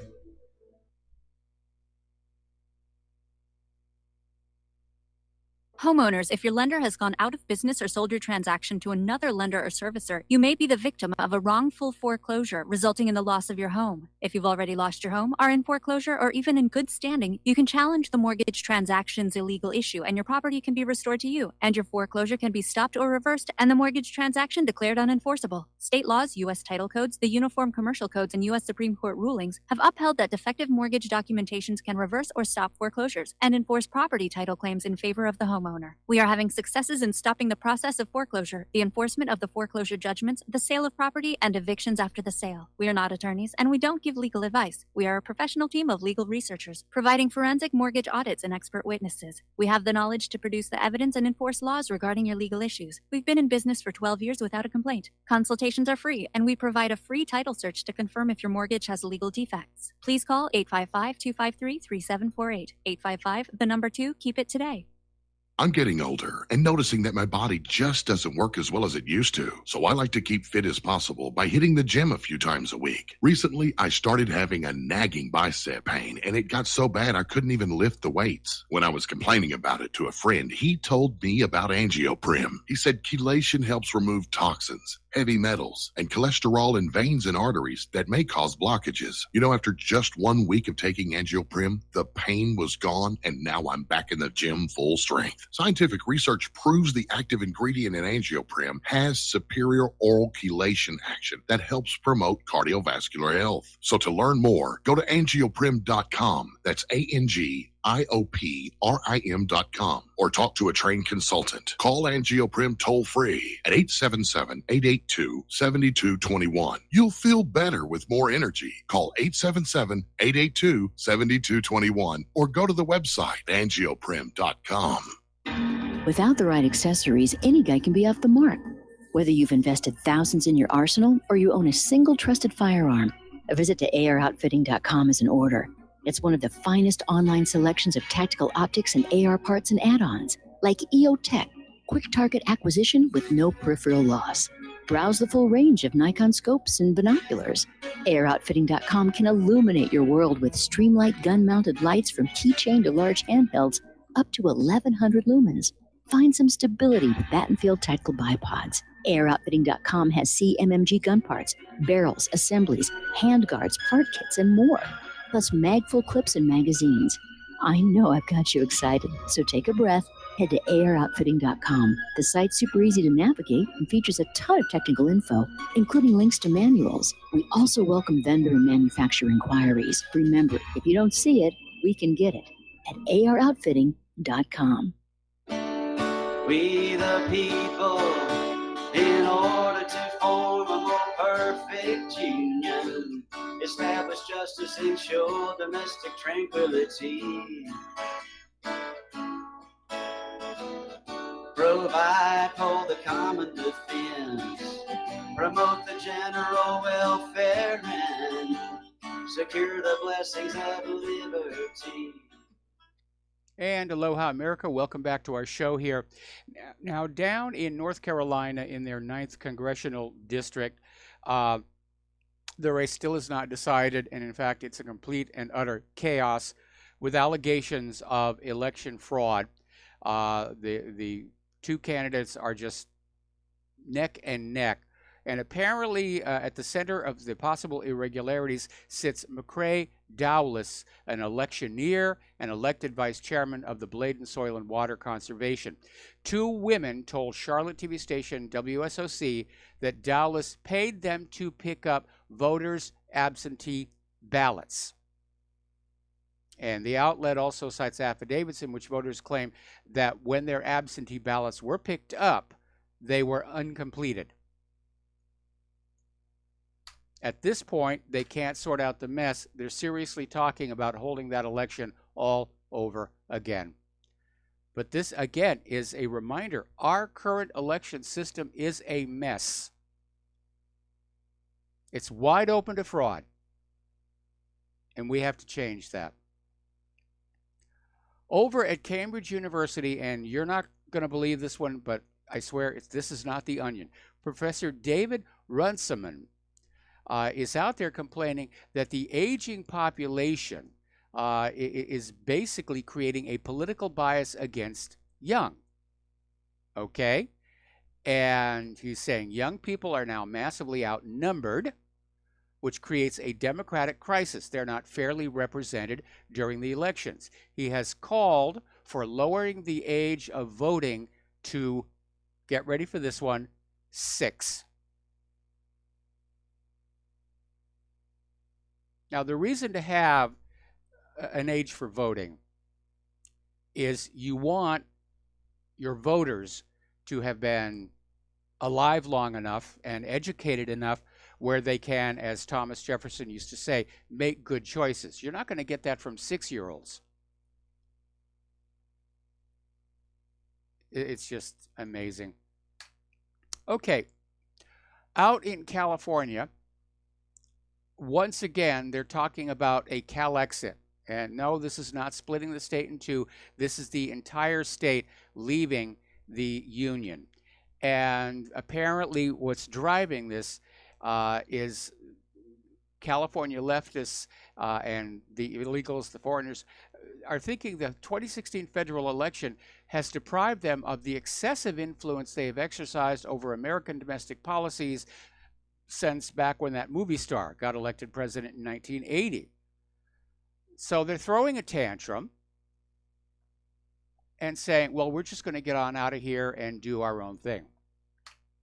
Now, that is not going to sit well with the Democrats on the rest of the country because they rely very heavily on those California electoral votes every election cycle. Now, out in California, it's been discovered why there was such a sudden shift of Republican seats last election cycle, the midterms. And apparently 2 years ago, California passed a law legalizing ballot harvesting. Now, ballot harvesting is illegal in most states and basically allowed a lot of these seats in California that had gone to Republicans to all of a sudden be declared for the Democrats after Election Day.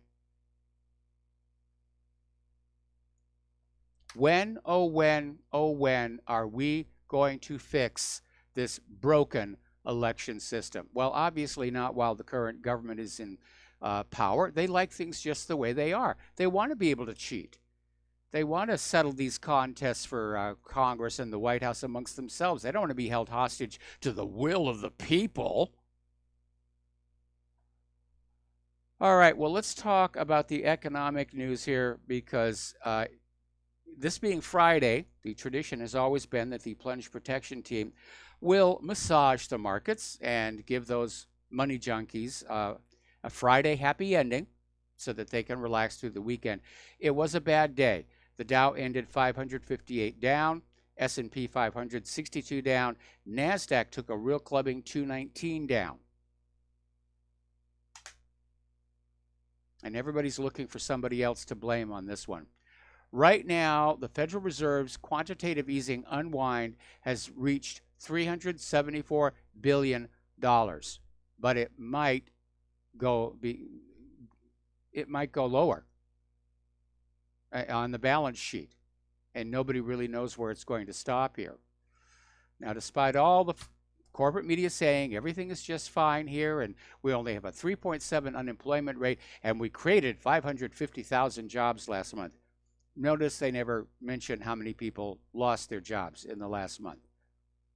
You're not supposed to know that. But apparently there's a new report out there that is flashing yet another in a long series of flashing red warning signs. Credit card accounts are not being paid. Some accounts are being closed. And apparently there's a growing problem with credit card delinquencies, application rejections, and involuntary account closures. They're all on the upswing, according to the Federal Reserve Bank of New York. And they're saying this is definitely an area of concern. Now, we had a caller who was calling in the other day about what's going on over at Deutsche Bank. Deutsche Bank is in trouble, both legally and economically. And there is a derivative issue there. In fact, according to this article in Investment Watch blog, Deutsche Bank is the linchpin of a derivatives implosion. In other words, if Deutsche Bank goes down, those derivatives are going to be activated. And there's going to be a domino effect where the companies that sold those derivatives are going to go under, and the people who bought derivatives against those companies, they're going to go active. And this thing could just spread. Now, Noble Group just failed and was Deutsche Bank's counterparty to massive silver derivatives, so it may already be starting. Over in Ireland, their central bank has refused to say if it plans to move almost 200 million euros worth of gold bars from the vaults of the Bank of England as a result of Brexit, saying that any such move would be commercially sensitive. Maybe, maybe not. Now, the gold reserves have supposedly been held by its British counterpart for a number of years, and the central bank has been rather closed-mouthed on the details of the reserves. So here's another question. Has the Bank of England been playing fast and loose with other people's gold other than Germany? Does anybody really know where the gold is? I think they're trying to get ready to corral it all up here. Apparently on last November 9th, the Canadian government amended the rules for non-mailable items, items that cannot be sent through the post. And added to the new rules is a prohibition against mailing gold bullion, gold dust, and non-manufactured precious metals. They're now a prohibited item and can be seized if mailed. Anybody found violating the non-mailable guidelines can be charged with an indictable offense and face jail up to 5 years. What's really mind-boggling about all this is that Canada Post is a Crown corporation owned by the government. And yet another Crown corporation, the Canada Mint, sells silver, gold, platinum, palladium, coins, and bullion, which qualifies as non-manufactured precious metals. Now, manufactured precious metals means jewelry that's usually grandfathered out. Canadians buy that bullion at Canada Post offices. So it's kind of hard to figure out what's going on behind that decision where you can no longer mail a gold or silver coin to somebody in Canada. It can be seized. Over at the Eurasian Economic Union, Putin is saying that negotiations with Serbia are about to be completed and that they're pulling together this Eurasian Economic Union with Singapore, Israel, Serbia, and India and Egypt will soon be coming on board as well. Now, this is going to be a counter to various other economic unions, as it were. And again, the stated purpose, the whole point of this is to enable the member countries of the EEU to be less dependent on dollars and other foreign currencies. All right, so let's get on over to what's going on with Huawei CFO Meng Wanzhou. As you know, she was arrested by Canadian authorities in Vancouver, and she's going to be extradited to the United States. There are two stories floating around. One is that she violated the Iran sanctions. The other is that she's being accused of fraud. Now, the company she works for, Huawei, sorry about that, is one of the largest mobile phone makers in the world. Probably a lot of you are carrying their product and don't even realize it. Now, the Chinese are just outraged. They're demanding her immediate release. The editor-in-chief of the Global Times is calling her arrest a declaration of war.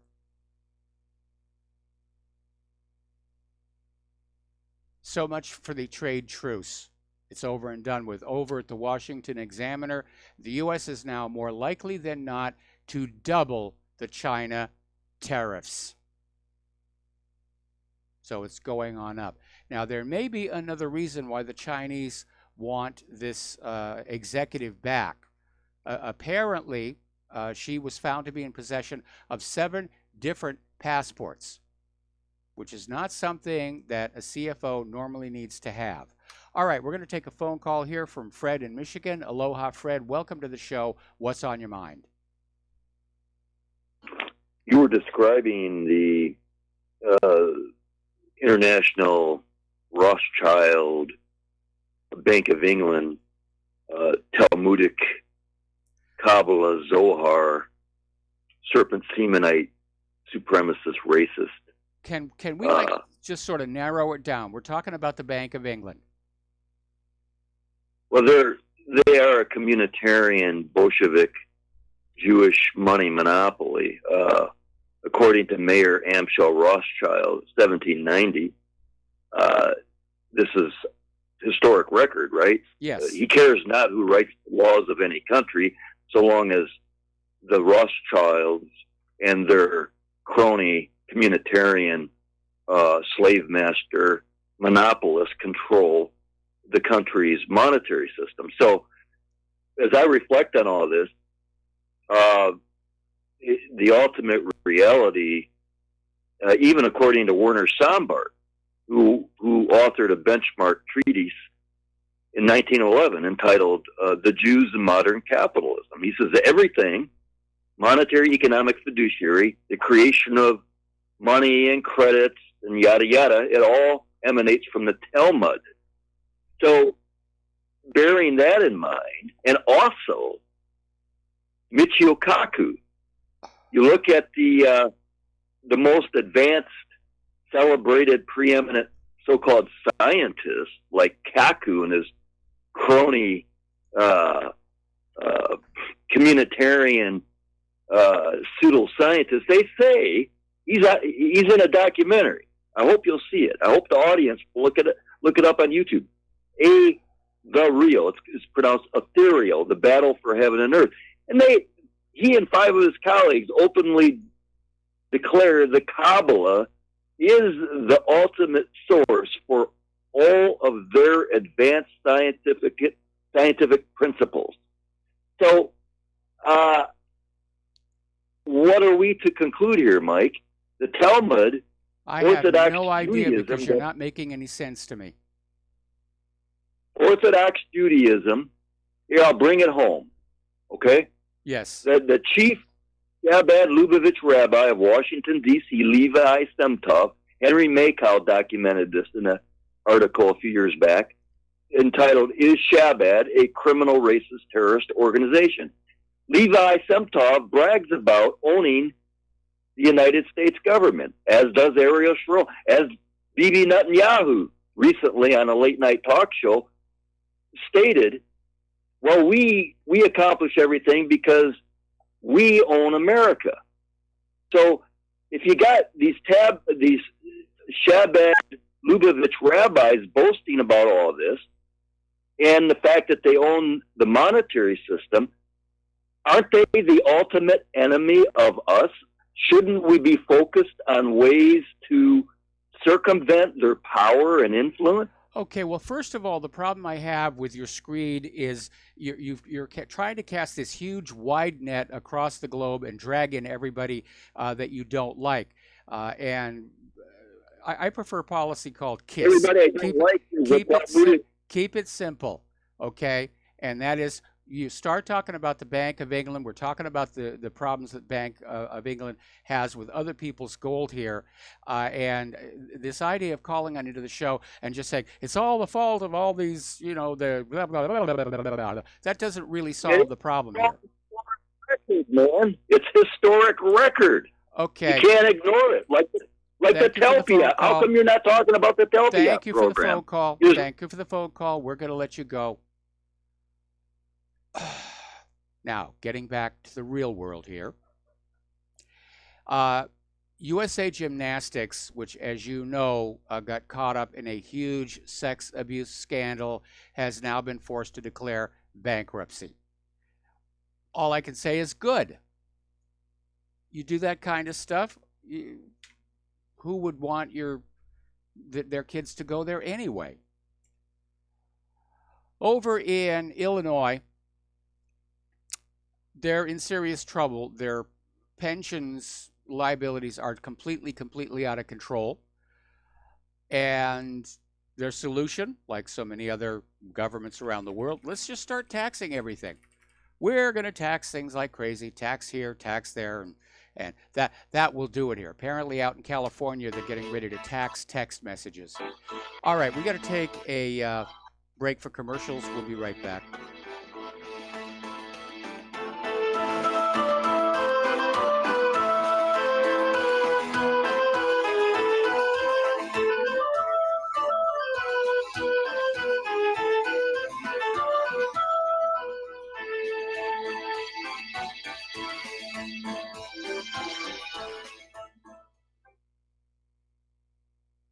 Tired of being lied to by mass media? It's growing more and more apparent today that news is received less and less through standard media outlets. Even with a growing audience every day, RBN is beginning to direct more efforts into social media. Social media and the use of the internet is fast becoming the primary source of people for news, regardless of demographic. RBN has set out to provide some of the best news on the internet through republicbroadcasting.org, and also has begun to use the tools to our advantage by way of social media. Republic Broadcasting is now operating a Facebook page to function as yet another avenue to have our collective voice reach new audiences across not only America, but across the globe as well. The Facebook page features not only news, but also an RBN player to listen to our broadcasts. Get involved by visiting facebook.com/Republic Broadcasting and liking our page and share it with your friends and family, because you can handle the truth. The reviews for Extendivite are amazing. Here are some from Amazon. By Christine, great for heart palpitations. By Ann, before I started using this product, every afternoon my ankles and my hands would be swollen. That doesn't happen anymore. So if that part of their advertising is true, I have to assume that the rest of it is also. Not to mention that when I had my yearly blood test, only a few weeks after beginning to use this product, my cholesterol had dropped over 30 points. I'm going to continue to take it. By Croc, I love this product. It really works. By Brad, works great, thank you. Tell us your story. Get your Extendivite today. To order, call 1-877-928-8822. That's 1-877-928-8822, or visit heartdrop.com. Extend your life with Extendovite. Ladies and gentlemen, J.R. Moore here. As most of you know, my regular listeners, I offer energy cleaners for sale at my website. If you don't have a clue what I'm talking about, go to my website, thelibertyman.com. Educate yourself about these marvelous healing devices. We focus on pain mitigation and getting a great night's sleep. Arthritis pain, joint pain, back pain, doesn't matter. Keep in mind, I offer from me to you personally a 30-day money-back guarantee. That's what I do.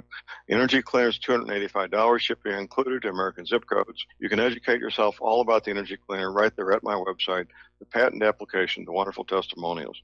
Be sure and check out the factory-made fitted mattress pads to go with the energy cleaner. Now, I offer from me to you personally a 30-day money-back guarantee. That's what I do. I have a toll-free order line, or you can order it right at my website at thelibertyman.com. The toll-free order line is 800-592-9543. I say again, 800-592-9543. Thank you. When all this twisted steel was swept away,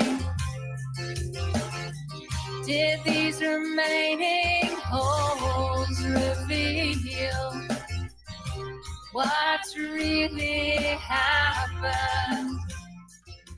And aloha, America. Welcome back to the show here. We're still talking about the economic news here, and you're going to love this next one here. Okay? Over in Greece, as you know, they have emerged from their enforced austerity, but they're still a very poor country.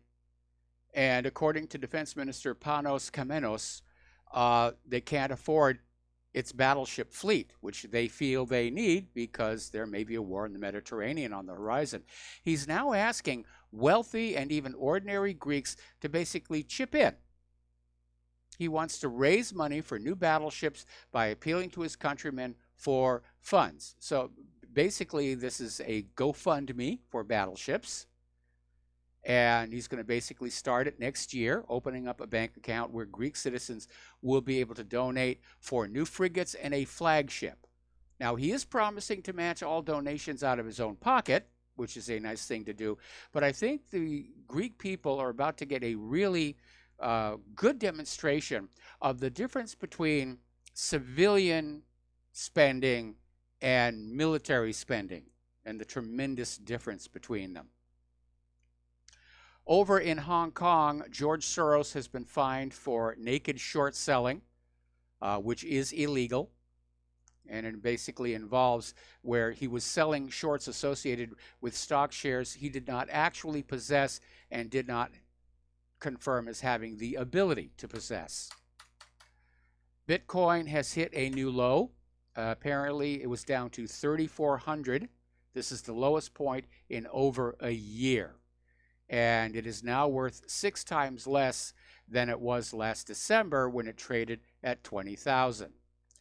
Now, the good news here in the United States is the Interior Department has identified a massive oil and gas reserve that's in Texas and New Mexico, and apparently it is large enough to cover nearly 7 years of all U.S. needs. And Interior Secretary Ryan Zinke came on out and said Christmas came a few weeks early this year. This will be very good news for the energy market. Of course, the oil and gas companies are still going to want to keep the prices up a little bit higher. But this volume of gas and oil does free us from any kind of foreign imports. But the United States, of course, is still trying to weaponize the oil and gas trade around the world, especially with regard to those pipelines. Over in Great Britain, Theresa May is refusing to delay the vote on the Brexit deal, even though it is almost certain she is going to lose this one. And she is still saying the deal cannot be altered in any meaningful way, which means Britain may be headed for a no-deal Brexit. Of course, the EU is already saying, let's put off that deadline next March. Let's give it another year or 2 or 3 or 4. And over in Germany, in Cologne, apparently local biker gangs, and yes, they do have them in Germany, are now starting to band together to basically hunt down migrant abusers of German women. All right, there's the music. We got to take a break for station identification. We'll be right back.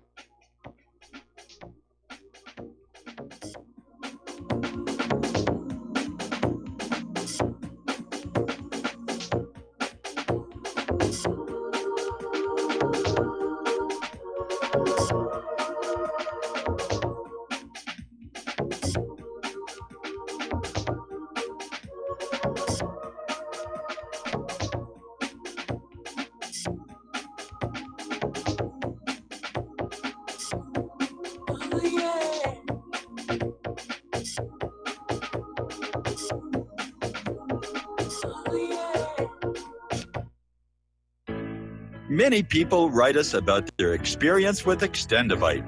Allow me to read you one from Amazon.com. I just wanted you to know I saw my doctor and I laughed because he said, I don't know what you're doing, but keep doing it. I have been taking Extendivite. I had borderline high blood pressure, heart flutter, high cholesterol. I changed my diet and included Extendivite with an amazing turnaround for the better. A few months later, I had a doctor's appointment and took a stress test. I passed. No heart flutter, blood pressure was perfect. My doctor even took me off my medicine. I thank you truly from the bottom of my heart. This stuff works, and I'm so grateful for Extendivite. Thank you, Justin G. Tell us your story. Get Extendivite today. Call 928-8822 or visit heartdrop.com. Extend your life with Extendovite. You're listening to Republic Broadcasting Network because you can handle the truth.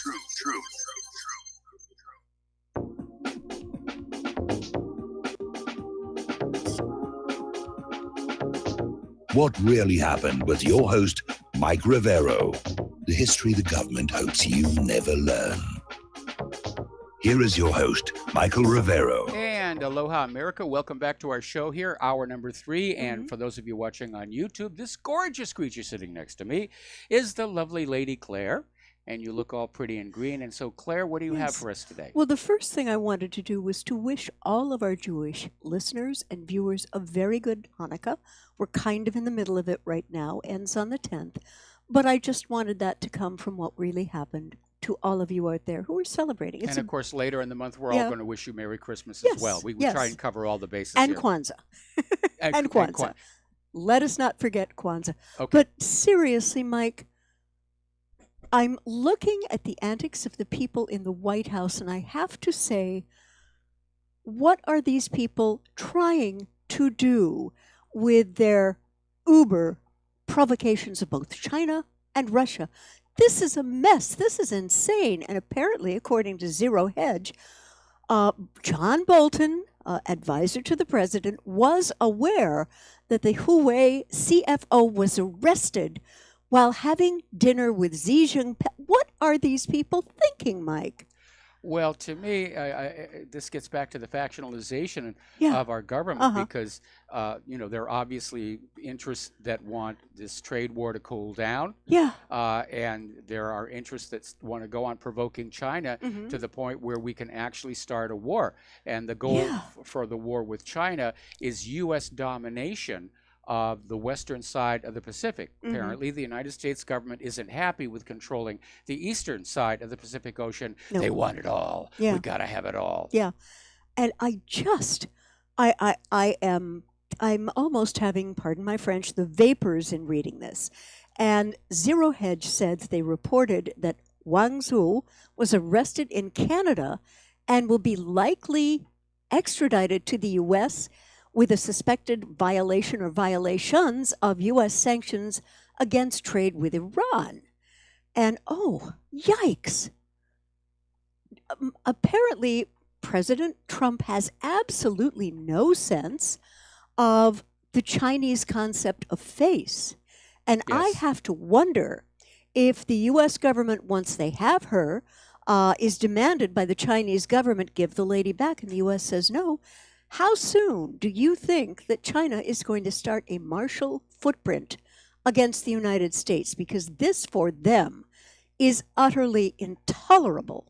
Well, utterly intolerable. Earlier in the show, we were talking about the McCollum memo that details how Roosevelt provoked Japan into war. Yeah. And the guy who wrote it, Arthur H. McCollum, was chosen because he was very familiar with Japanese culture and mindset. Yep. And he deliberately chose actions which to the American people would seem rather minor and trivial, but to Japanese sensibilities would be extraordinarily hurt. Insulting. Outrage, insulting. And same thing with this arrest of the CFO.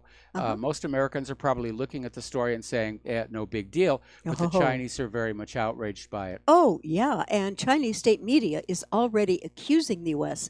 of taking what they describe as a despicable rogues approach by arresting the Huawei heiress because U.S. tech firms can't keep up with their advancements in 5G. Now, I don't know how true that is. Well, the company is the largest manufacturer of cell phones already. And it may be that other companies are saying, let's pull them down somehow so we can get a larger piece of the action. Yeah. And China has already accused the U.S. of trying to curtail its technical sector. And they're looking for an explanation.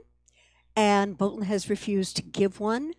Mike, how long do we have before we're in a full-scale meltdown war? I have no idea. Yeah. I think a few more days of the stock market performance and things are going to get really kind of crazy. Could even be by the end of the year. Yeah. But what's really interesting is apparently Donald Trump did not know about the arrest. Oh, Lord. Okay, which is Yeah. another indicator he's not in control. No, definitely He's turned not. out to be this incredibly weak leader who's just letting the White House run things. And of course, the White House has all these individuals in there who have their own allegiances, their Yeah. links, their personal agendas, Right. and they're all going in all these different directions, which is why U.S. foreign policy doesn't seem to really have much policy to it. No, and the arrest of this lady and lacking any kind of a clear explanation is a new threat to the already tense U.S.-China trade relations. And there may be some explanations that would give us a reason, but apparently the lack of transparency is causing a lot of upset out there. And there's another deep article that I linked to called Behind the U.S. Attack on Chinese Smartphones. And it says that after having imposed heavy taxes on Chinese merchandise, to the tune of $250 billion, President Trump allegedly at the G20 accepted a truce by postponing further measures, mainly because the U.S. economy has been already struck with Chinese retaliation. All right, we're going to do a shout out now to our on-air affiliates who are just now rejoining our network. Yeah, and unfortunately, the problem is a trade war can easily turn into a shooting war.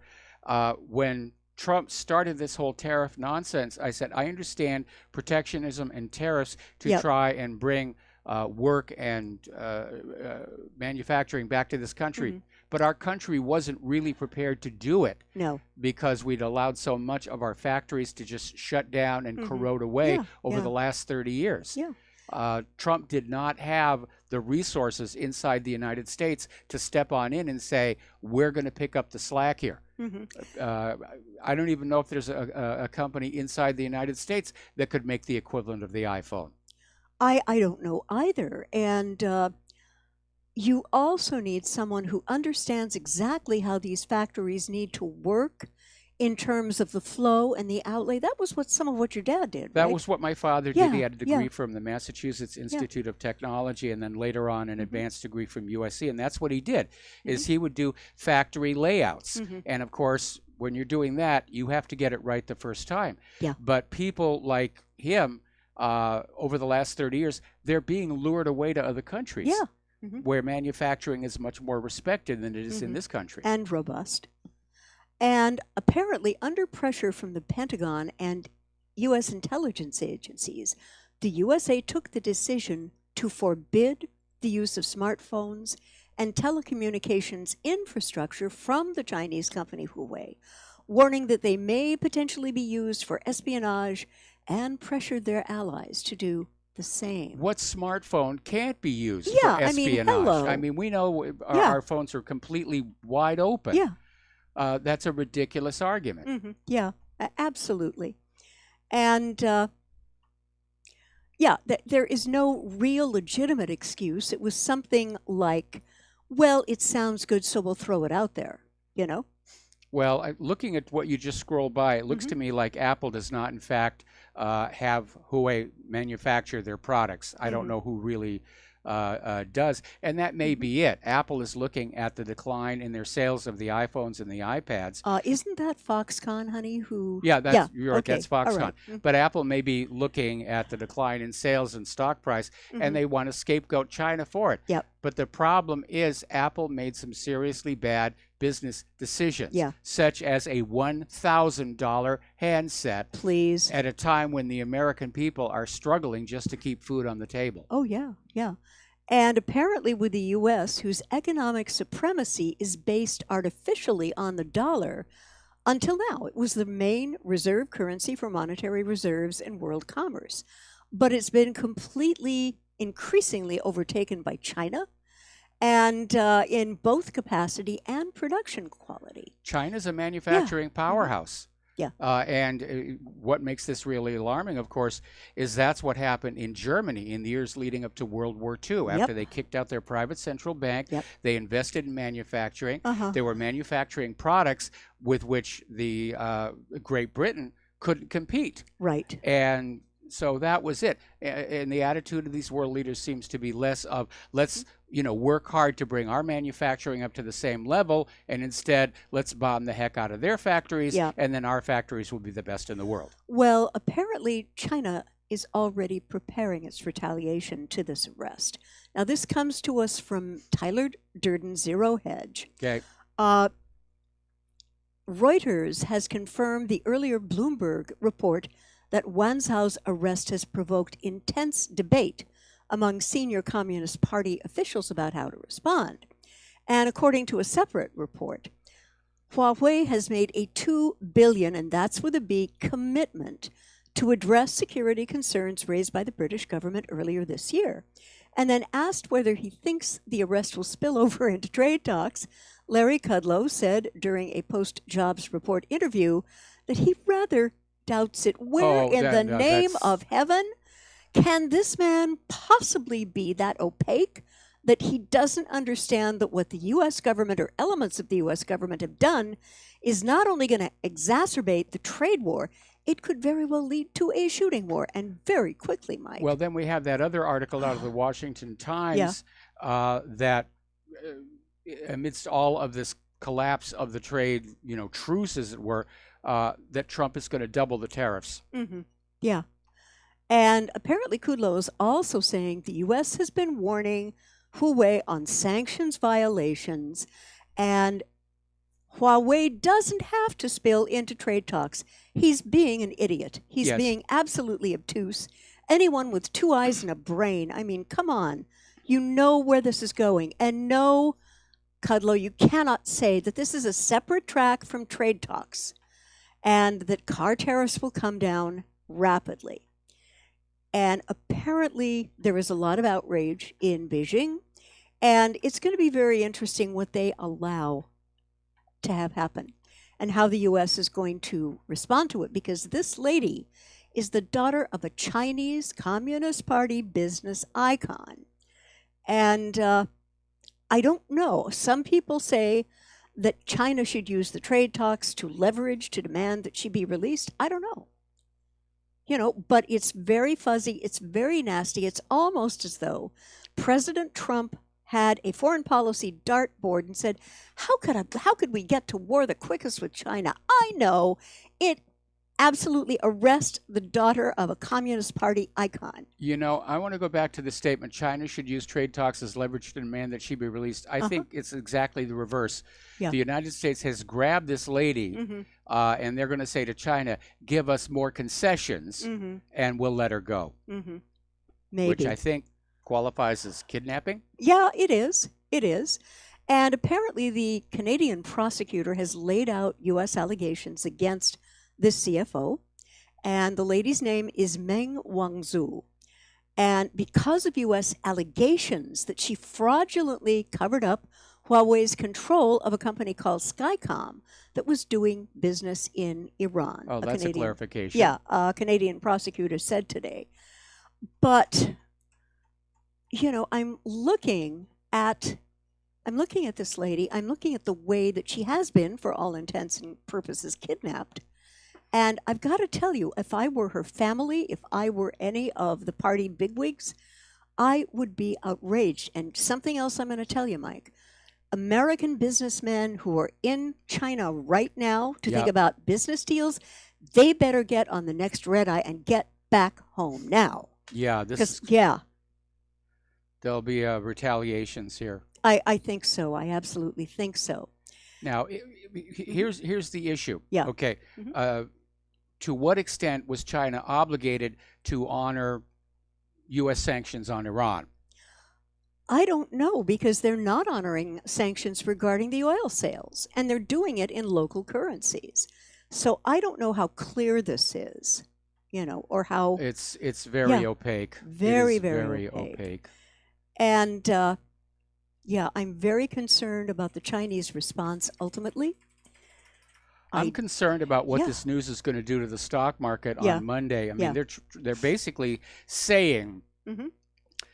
that between the expected rate hike by the Fed Mhm. and this new crisis Yeah. threatening to continue the China trade war, Yeah.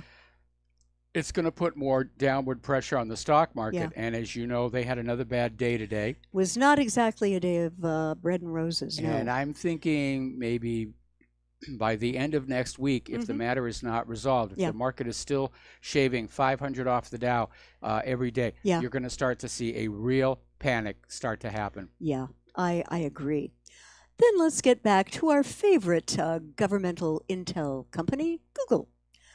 Google apparently censored a John Stossel video about socialist violence in an apparent effort to protect the idea that collectivism is a viable economic policy proposal.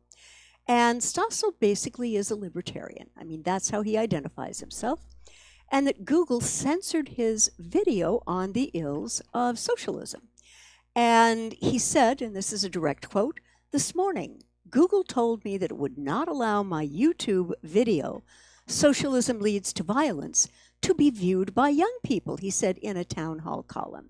"It violates community guidelines," said the company in a computer-generated email. Okay, and of course, as we know, Google owns YouTube. Now, Stossel is thinking that Google could be harboring anti-capitalistic bias and that it could be built into the very algorithms that dictate what internet users can see when they run an internet search. Well, Yeah. I don't know that it's an anti-capitalist bias as Mhm. much as an anti-socialist bias. Mhm. But our country has stopped being capitalistic anyway. We've gone into fascism here. Right, right. And there was another guy who got kind of hit in this, a guy by the name of Peter Schweitzer, author of the book Clinton Cash, with which I'm sure some of our readers and listeners are familiar, Yes. was also turned into a documentary film and recently released as a new documentary on Google's apparent effort to censor conservative ideas called The Creepy Line. And Schweitzer says it's a company that has an agenda, and their ability to manipulate an algorithm is something they've demonstrated. And, you know, here we have what the truth Well, of the business is. you need to back up to that last Yes. statement there because Uh-huh. that would is an important one. Yes, okay. Okay.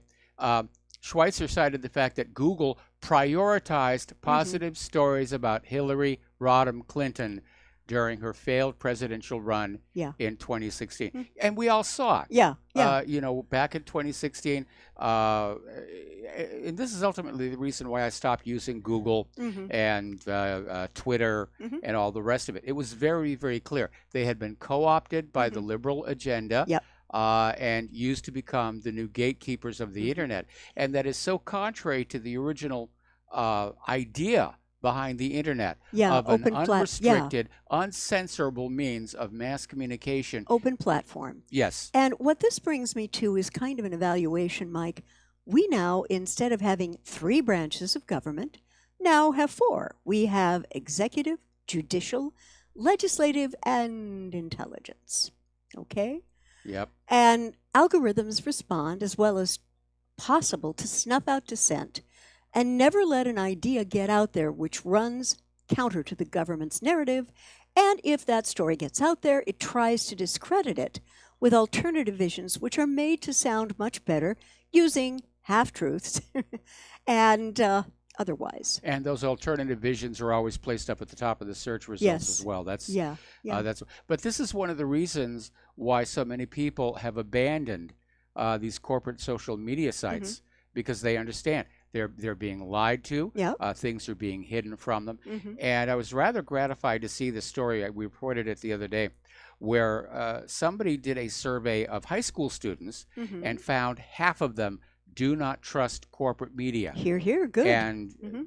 right now, they've all got to be realizing that if this nation gets into a third world war, they're all going to get called up and Yeah. sent off to the battlefield, Mhm. and all the pink hair and gender fluidity is not going to save them. No, definitely not. In fact, I would make a prediction, Mike, and I think that even before the end of next year, there will be a return to the draft in this country, and they are going to be coming for not only our young men, but this time for our young women as well. And the other 30 genders in between. Whatever that is. All Yes, right. okay. We got to take a break for commercials, and we will be right back.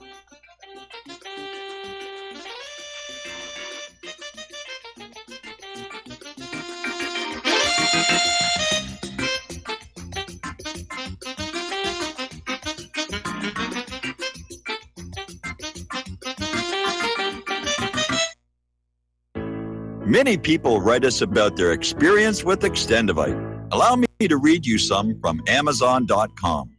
It really does work like the review says it does. I cannot believe that after the first few days, I didn't feel as sluggish or clogged up. It has had a profound impact on my physical, emotional well-being. I'm skeptical as most people about products and their claims, and I never write reviews, but this is a wonderful product and I recommend it to everyone. Great product. It has brought my blood pressure from the mid-150s over the 80s to the mid-130s over mid-80s, along with diet and exercise in just the past couple of months. Excellent. Thank you, David. Tell us your story. Get Extendivite today. Call 1-877-928-8822 or visit heartdrop.com.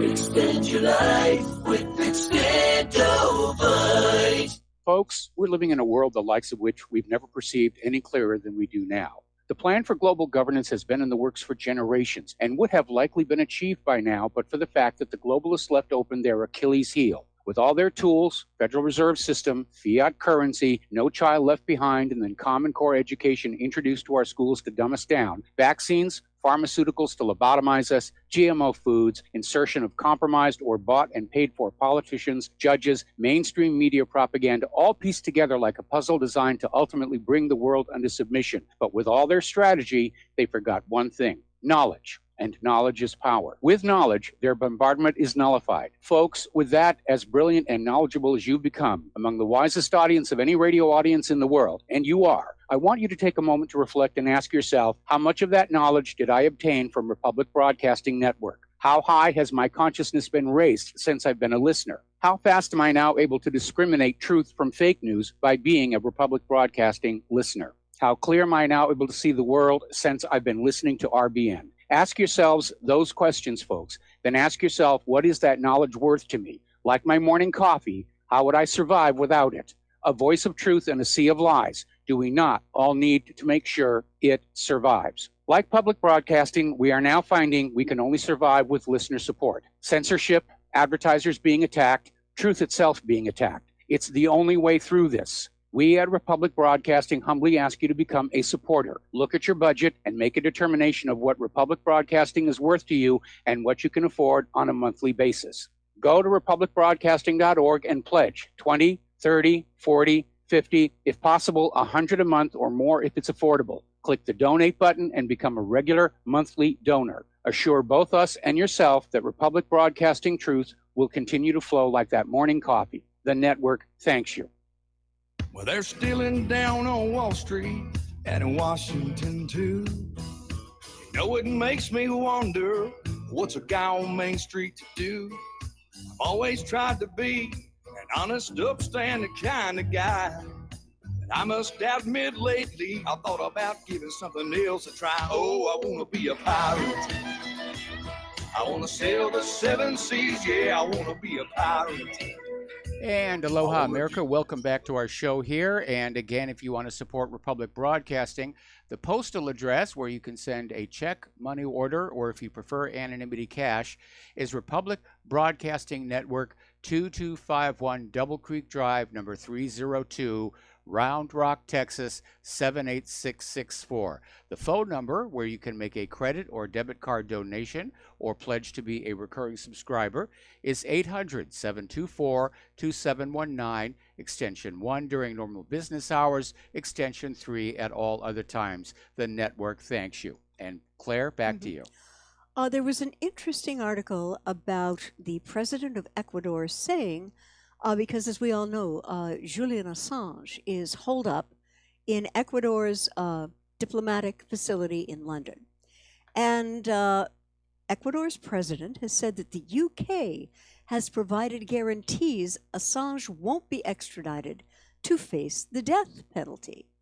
And apparently he thinks Britain has provided enough guarantees that Assange will not be extradited to any country where he would face the death penalty if he leaves the Ecuadorian embassy in London, according to Ecuadorian President Lenin Moreno.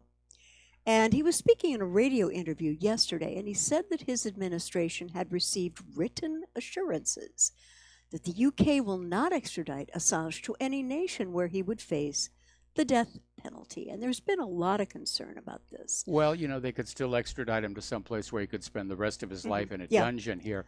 But there was a follow-up story to this that Assange doesn't really trust either Moreno or the government of Great Britain No. because written assurances are meaningless to a government. Yeah, yeah.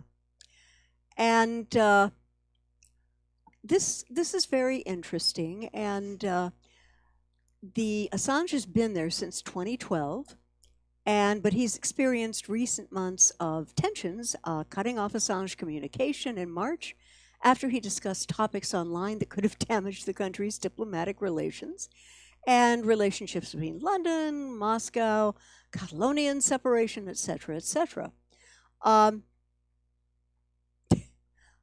really don't feel that Assange will be safe almost anywhere in the world. And I say this because I don't trust the American governments when it says, oh, we'll never use the death penalty on him. He has been such a tremendous embarrassment to the U.S. government. Well, they want to make an example of him. They yes. want to make an example of him. Yeah. And I'll tell you how I personally think this is going to end is one day the staff of the Ecuadorian embassy is just going to throw him out on the street. And then the British police will grab him, and that will be it. And what I think may happen if he winds up getting extradited to the U.S. Is that he will be killed one way or the other in his prison cell, in a hospital. It's not going to go well for this guy if he winds up in the U.S. There's going to be a show trial. They're going to make a big deal.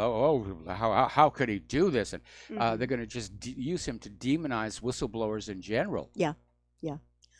But I think maybe enough has been said and enough has been stated in terms of what he's released to the public that people are starting to get, as you said, those high schoolers don't trust the media.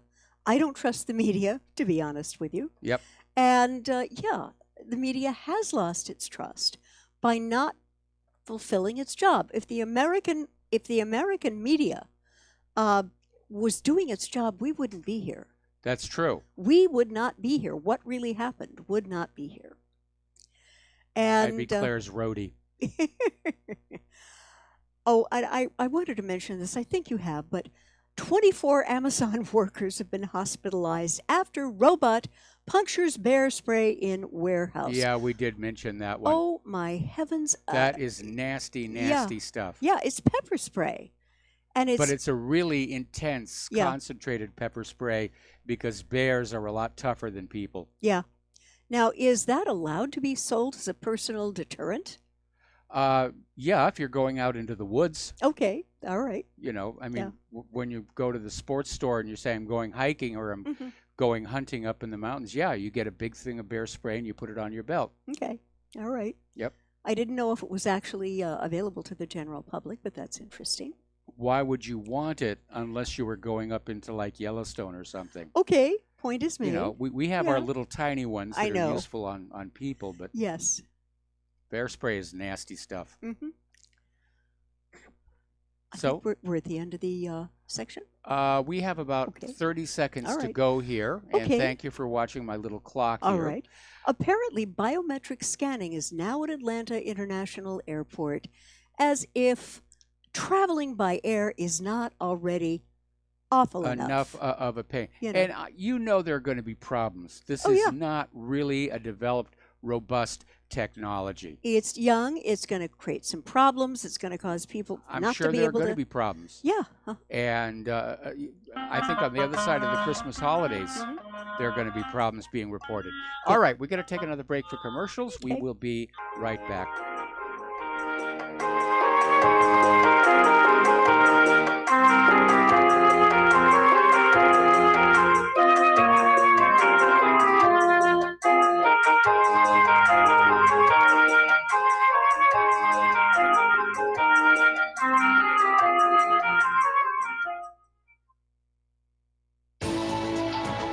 You are tuned in to the Republic Broadcasting Network.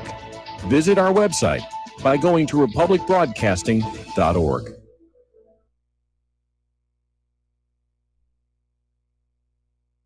Hi, folks. CBD is the home run hitter for health right now. Why, you ask? Because of what it does for the body. Unfortunately, I can't tell you all about the benefit. You know, there's reasons. Do your due diligence and log on to ancientlifeoil.com. That's ancientlifeoil.com. Ancient Life Oil uses organic ingredients and is blended in coconut oil for some of the best benefits. Legal in 50 states and non-psychoactive. Log on to ancientlifeoil.com. That's ancientlifeoil.com.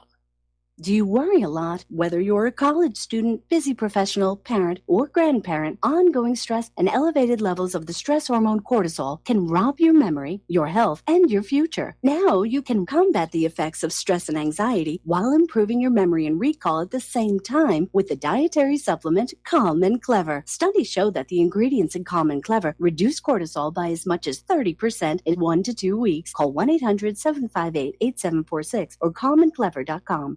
Corporate media dominates the American opinion. Finding independent voices that counter this avalanche is becoming increasingly difficult. With the endless corruption running rampant throughout our government, independent voices are needed more than ever to battle the offensive against our freedoms and liberties. As a listener of RBN, no one understands this concept better than you. Now it's up to you to do your part. The time has come for you to take action and begin broadcasting the truth to hundreds or thousands of people every month. Sound impossible? Quite the contrary. With pointed slogans from LibertyStickers.com, you can reach countless sleeping Americans unaware that they live in a real-life wonderland. LibertyStickers.com has a huge inventory of political bumper stickers and messages that reflect the truth about our government, our politicians, and the future of America. With so many in stock, there's one perfect for you. Visit us today at LibertyStickers.com. Again, that's LibertyStickers.com. Do your part. Your voice is important. Let it be heard. Many people tell us about their experience with Extendivite. Just listen to what Glenn has to say. Prior to taking it, I had diabetic neuropathy. The Extendivite reduced that significantly. Acid reflux was reduced. I had athlete's foot, very severe. Trimmed that down to about 75%. Dandruff, almost completely gone. I had occipital neuralgia at the base of my skull. I was having migraines, reduced by about 90%. Heart palpitations, my heart would kind of stall out. I would skip a beat. Very uncomfortable. And when walking from downstairs going to sleep, by the time I got to the bedroom, which is just one flight of stairs, my heart was pounding, coming out of my chest. My vision was blurry. This completely solved that problem. Great product. Thanks. Tell us your story. Get Extendivite today. Call 1-877-928-8822 or visit heartdrop.com. Extend your life with Extendivite. We will not go down in the night without a fight. You can burn up our mosques and our homes and our schools, but our spirit will never die. We will not go down in Gaza tonight. And aloha, America. Welcome back to our show here. And Claire, what's your next story? Well, just when you think it can't get more stupid and fact-free, there is this breathless headline. Chinese government may have left fingerprints. They were behind the massive Marriott IT attack. And so the way they're framing us, the Chinese government is apparently sophisticated enough to hack into Marriott's reservation system, yet They probably are. The Yeah. question is, why would Yeah, they bother? yeah. But just like the Russian hack of the DNC reportedly left behind evidence of hacking tools, techniques, and procedures pointing to Beijing as the culprit, according to Reuters. Now, get what Reuters is citing. 3 anonymous sources with knowledge of a private internal investigation. Come on, folks. Hacking, it's sort of like expecting one either is and one did or one isn't and doesn't. Well, anybody who understands cybercrime, you have to understand it's really easy to frame somebody. Okay, you hack into an open machine in China, and from there you hack Marriott, or you hack into a server in North Korea, and you hack Sony, although that one turned out to be an internal leak. Yes. And if you want to make it more difficult, you hack into a server in Turkey. From there, you hack into a server in Syria. From there, you hack into a server in Russia. From there, you hack into, and so forth. You can build up a chain of dozens and dozens of machines that you're running through, and it's virtually instantaneous. The second thing to keep in mind is that the CIA maintains a hacking group of their own that is specially trained to frame other countries, like Russia and China, or North Korea. I mean, this is just more China bashing. And notice the headline said may have. They don't even know. Even if there's this is pure propaganda. I mean, don't bother me unless you have irrefutable hard drive proof, and it's obvious they don't at all. What they don't have is a motive. Why would China bother? Okay. I mean, cyber criminals, are going to use that information. China doesn't need to. Right. Absolutely. And it was records of up to 500 million customers in the Starwood Hotel's reservation system, now owned by Marriott, and suggests, I'm sorry, I can't do this with a straight face, guys. I just can't. Suggests that Chinese hackers may have been behind a campaign designed to collect information for use in Beijing's espionage efforts and not for financial gain. Oh, yeah, they're going to go to 500 million Marriott customers and say, will you spy for us? And along with the news of this arrest of the Huawei's CFO at the behest of the U.S., the timing of this announcement puts a damper on whatever headway Trump and his administration may have thought that they may be making on trade with Beijing. But as Reuters does point out, if investigators confirm that China was behind the attack, that could complicate already tense relationships between Washington and Beijing amid an ongoing tariff dispute, and the U.S. accusing China of espionage and the theft of trade secrets. Well, this is obviously coming from somebody who doesn't want there to be any thawing of relations with China. So, and unfortunately, there's been a lot of talk lately about how cyber attack is now equivalent to an act of war. Yeah, and I think you're right. The timing of this is absolutely no accident. Not at all. I agree. And I hope that there can be some continuity from the American side, because right now it feels like we've got individuals and groups that are pulling and pushing at each other with no clear consensus. I have been saying that all along. Our government is clearly badly factionalized. There are different conflicting agendas being pursued. And again, regardless of what Trump wants to do with Xi Jinping, there are vested interests who are basically going to undermine him and subvert him. And there's nothing new with that. I mean, when Khrushchev and Kennedy were trying to basically thaw relations between the Soviet Union, Gary Powers, right? Francis Gary Powers. And looking back on it, somebody on the U.S. side sabotaged his airplane. I think his launching point was Kadena, not Kadena, it was out in Japan. And they would fly over Russia and then land in Germany. But halfway over, he ran out of one of the fuel components. Brilliant. Flamed out, had to come on down, and that put him within range of the Russian missiles. And that basically destroyed the possibility of Kennedy, who wanted to basically thaw relations with the Soviet Union. I think that the man got really crushed and turned at a lot of places, and that was really bad. Oh, we have something else I thought everyone here would really appreciate. Looking for that special gift for your family this holiday season? Why not sign up for Homeland Security's Platinum Spy on Your Neighbor's Camshare Club? Are you kidding me? Sweetheart, I am not making this up. I swear I am not making this up.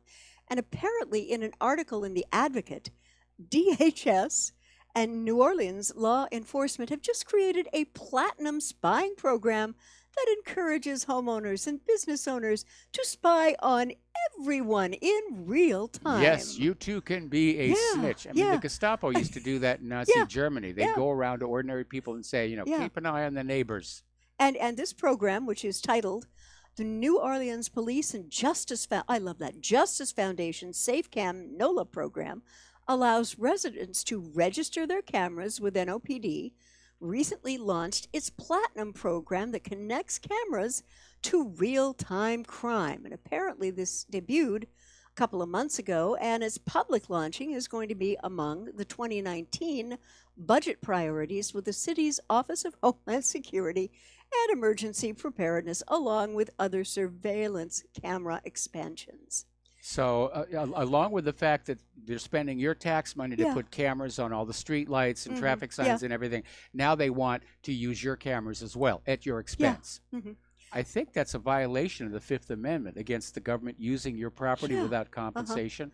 And the way that they're pitching this, SafeCam Platinum is an exciting new opportunity to connect your home or business with the city of New Orleans by sharing your public-facing security camera footage directly with a real-time crime center. And they go on to explain that's exactly how it what they're works. doing is your outdoor security cameras.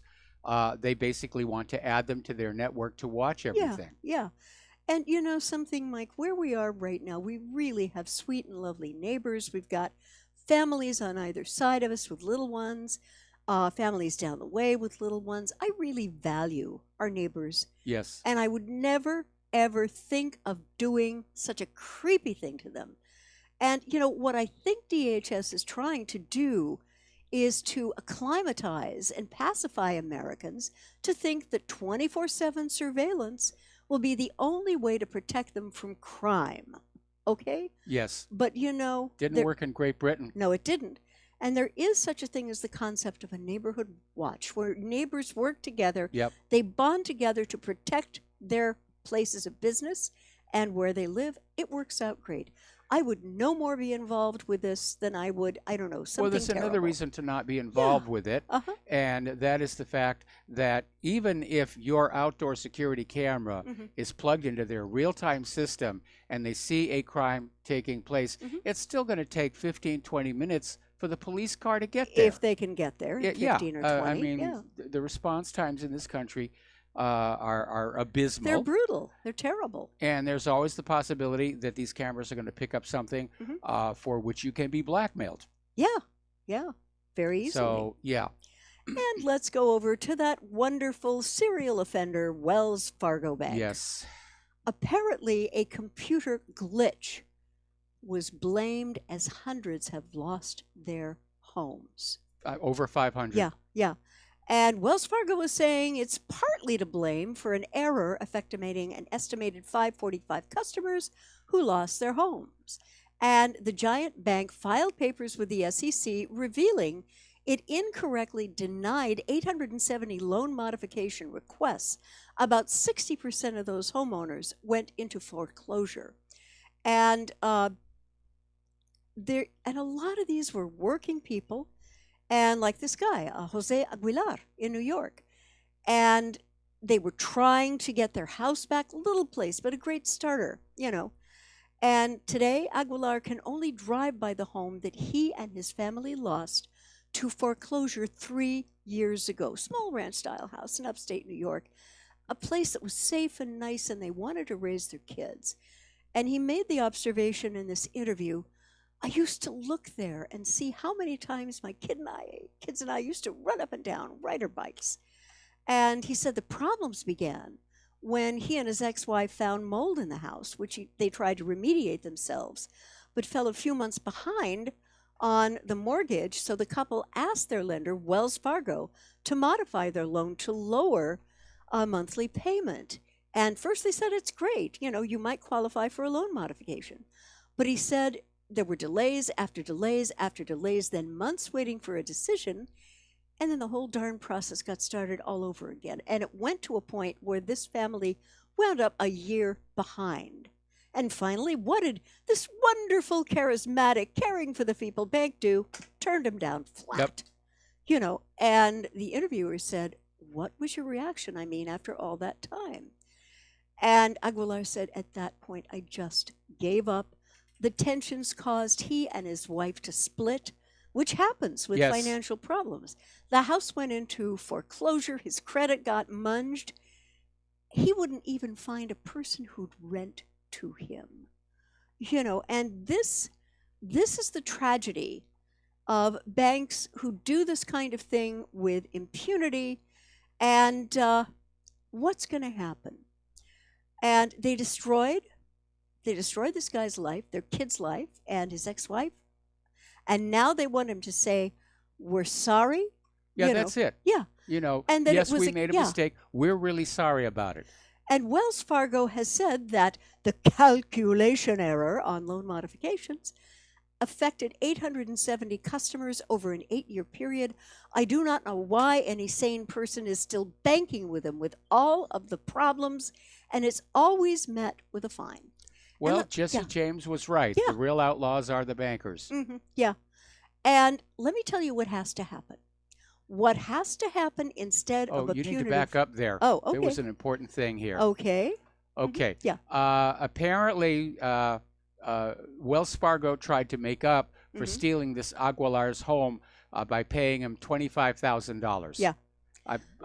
That's Help. a joke. But his attorney, Mark Dan, said that doesn't even begin to cover his total losses. Of course not. And he's asking, how do you think they came up with the amounts of money that they handed out to people? And that's what they want to find out, what went wrong and how it went wrong. Well, they probably went into Yeah. the coffee fund in the executive offices and just divvied it up. Well, here's what's going to happen so this never happens again. Now, we understand, Mike, the money don't eat their own. And I would say that whoever was supposed to check and recheck their computer programs consistently to make sure they're accurate and allowed this to go on for so many years. Well, see, why would they bother double-checking their computer software? Computer software is indemnified from civil lawsuit. That's got to change. A, that's got to change. We need to bring back product liability. Yeah, and then B, I would like to see whoever signed off on this for all those years and whoever else signed on in their department do hard time and not at a club fed. They have destroyed people's lives, Michael. Yes. They have absolutely destroyed people's lives with impunity. Oh, it's perfectly fine. They're just the great unwashed, mortgage payers, et cetera, et cetera. Yep. They don't matter. They have got to be made to matter, as you said, with product liability for software. And secondly, that the executives who signed off on this and didn't even really check, these people do jail time, hard jail time. So it's going to be really hard for them when they get out to get a job. Have you ever been arrested or Actually, incarcerated? Yeah. What should happen, uh-huh. and I hope there's a class action lawsuit, I presume that there will be, Yeah. Wells Fargo should be made to go on out and buy 540 new homes Yes. of equivalent value to those that were taken away from these people Yeah. and just hand them, the property title. Yes. Yeah, Okay, exactly. that's how you make good when you Yeah. make a mistake of this size. That destroys $25,000, families, yeah. that's an insult. Yeah, absolutely. I don't know that it's going to happen, but I would love to see the execs who let this happen do jail time. And now we have a fun little story. Oh, yes. And folks, This please is be coming with from me. the RMS Clintanic. This, yes, this is coming from the Department of. You can't make this stuff up. I promise you. The Clintons are resorting to the mass advertiser Groupon after speaking tour fails to draw crowds. And Bill and Hillary Clinton, the gruesome twosome who just can't seem to exit stage left, have now resorted to selling tickets for their 13-city speaking tour on Groupon for nearly 60% off after failing to attract crowds at full price or any price. And what's worse, Their Groupon deal is for a May 4th, 2019 appearance in the liberal stronghold of Los Angeles. Amazingly rich. Well, when you they know? were up in Toronto, Yeah. I mean, the place was virtually empty, Yeah. and in the final few days before their appearance, Yeah. they were cutting the ticket prices down to single digits. Yeah, In fact, some yeah. people were saying it cost them more to park in the parking structure Yeah. than to get in to see the Clintons. Exactly. I wouldn't pay to see the Clintons. You know, they'd have to pay me Yeah. to walk on in. And hi, Bill. Hi, Hillary. Thank you. yes. I'm gone. Yes. Thank you. And, there is that wonderful phrase, revenge is a dish best served cold. Well, I don't know that this really qualifies as revenge, but I think It's it karma. definitely shows that Hillary's moment of glory is over. Yes, yeah. And I'm hoping that she's getting the message Yeah. that she really is not viable for 2020. Uh-huh. Yeah, I would like to hope so. You know, because she keeps rising from the political grave like a Yes. vampire. Or a phoenix. Or a phoenix no, vampire. Phoenix is positive. I'm not Yes. going to use that on All right, Hillary. okay. Go with And vampire. Then, okay, I'll go with vampire blah, too. blah. Okay. This is funny also. Again, from the Department of You Can't Make This Up. Televangelist Jerry Falwell's Liberty University hires football coach who resigned from his previous job at Ole Miss after an investigation found he routinely called escort services on his school-issued cell phone. Oh boy, that is rich. It's allegedly a Christian college, and apparently they brought up contracts. Oh well, you know those Christians. Yeah. Anyway, Hugh- we got to take Hugh a break for Freeze. commercials. Okay. All right. And we'll be right back after these few words.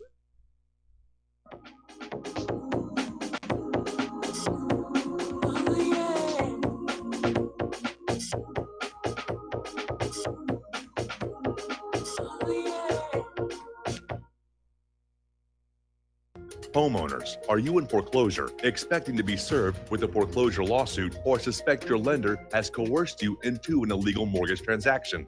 A huge number of mortgages made in the last 10 years have legal issues and are possibly defective. State laws and the U.S. Supreme Court have upheld that defective mortgage documents are grounds for foreclosure defense and for counterclaims in favor of the homeowner. If your mortgage has been sold or assigned since closing the loan, it may be defective and you may be paying the wrong party, and the lender may not have standing or the right to foreclose or collect payments under the law. If you would like to know if your mortgage is legal or not, or know if you are paying the right party, we can help. Our initial consultations are free of charge. We are not attorneys. We are legal researchers and work closely with experienced lawyers who know how to help you find the evidence to help you keep your home. Call toll free 1-855-2-KEEP-IT. That's 1-855-2-KEEP-IT today.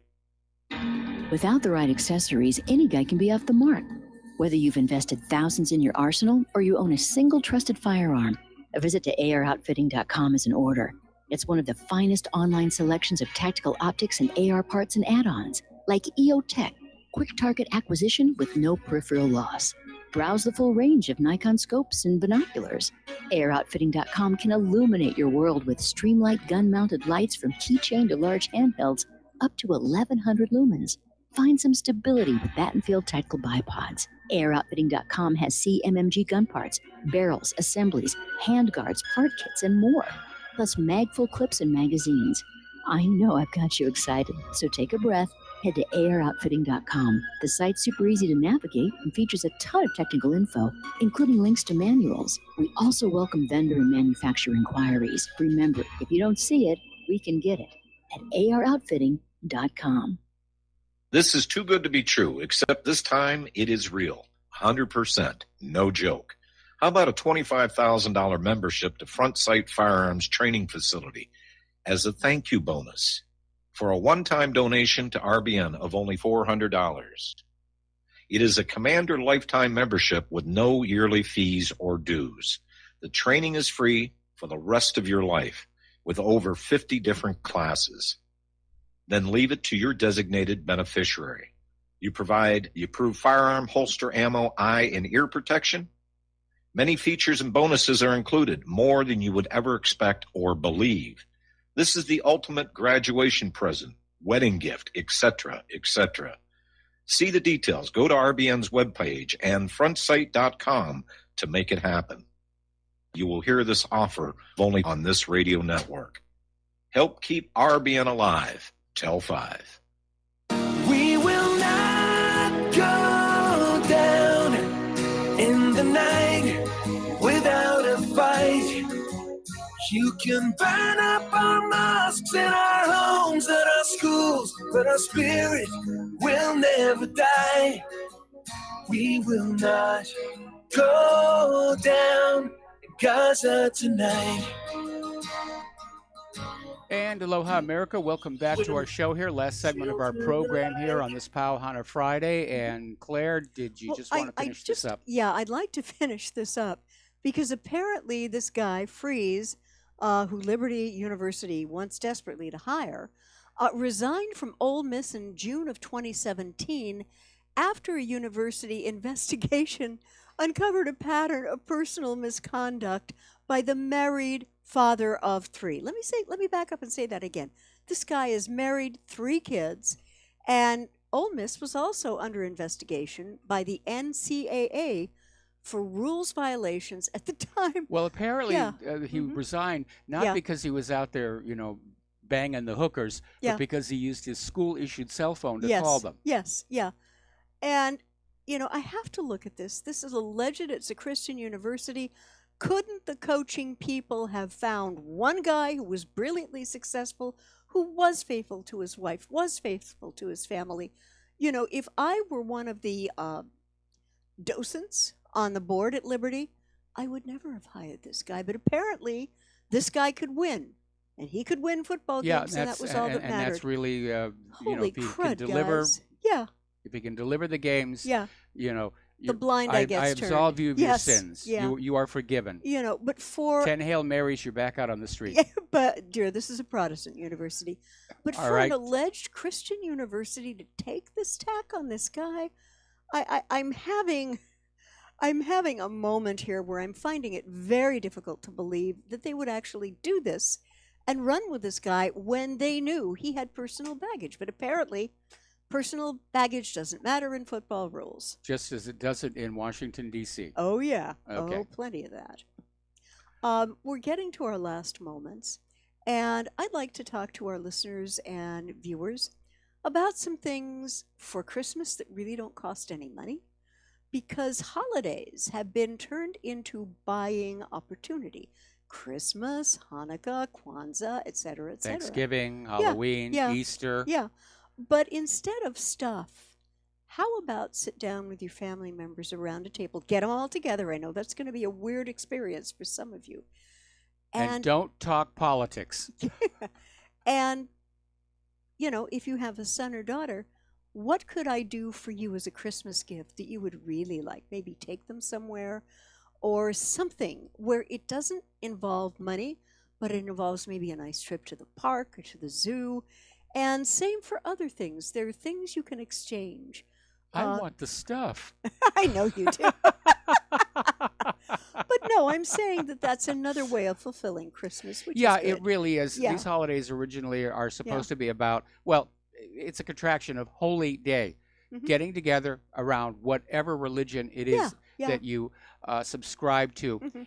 and just having a little break in that Yeah. nonstop drudgery of working yourself to death to make the bankers richer than they already are, Yep. and to have a moment to sit back and say, okay, there are moments in life Mhm. that are supposed to be special and good. Yeah. But again, in this country, it's all about the money. Yeah. And I learned that the hard way many years ago when I got to experience Christmas in Europe, and it was so different, Yeah. and it was so sincere, and it was so real, and it's ruined Christmas American style for me Yeah. ever since. And so right now, I'm already in full-blown Ebenezer Scrooge mode. Anyway, there's the music. Please stay tuned for John Stedmiller. I'm sure he's got lots of things to share with you. Okay. Please take what you learn here, share it with everybody that you know. Have yourselves a really good weekend. I'll be back here on Monday. Aloha, America.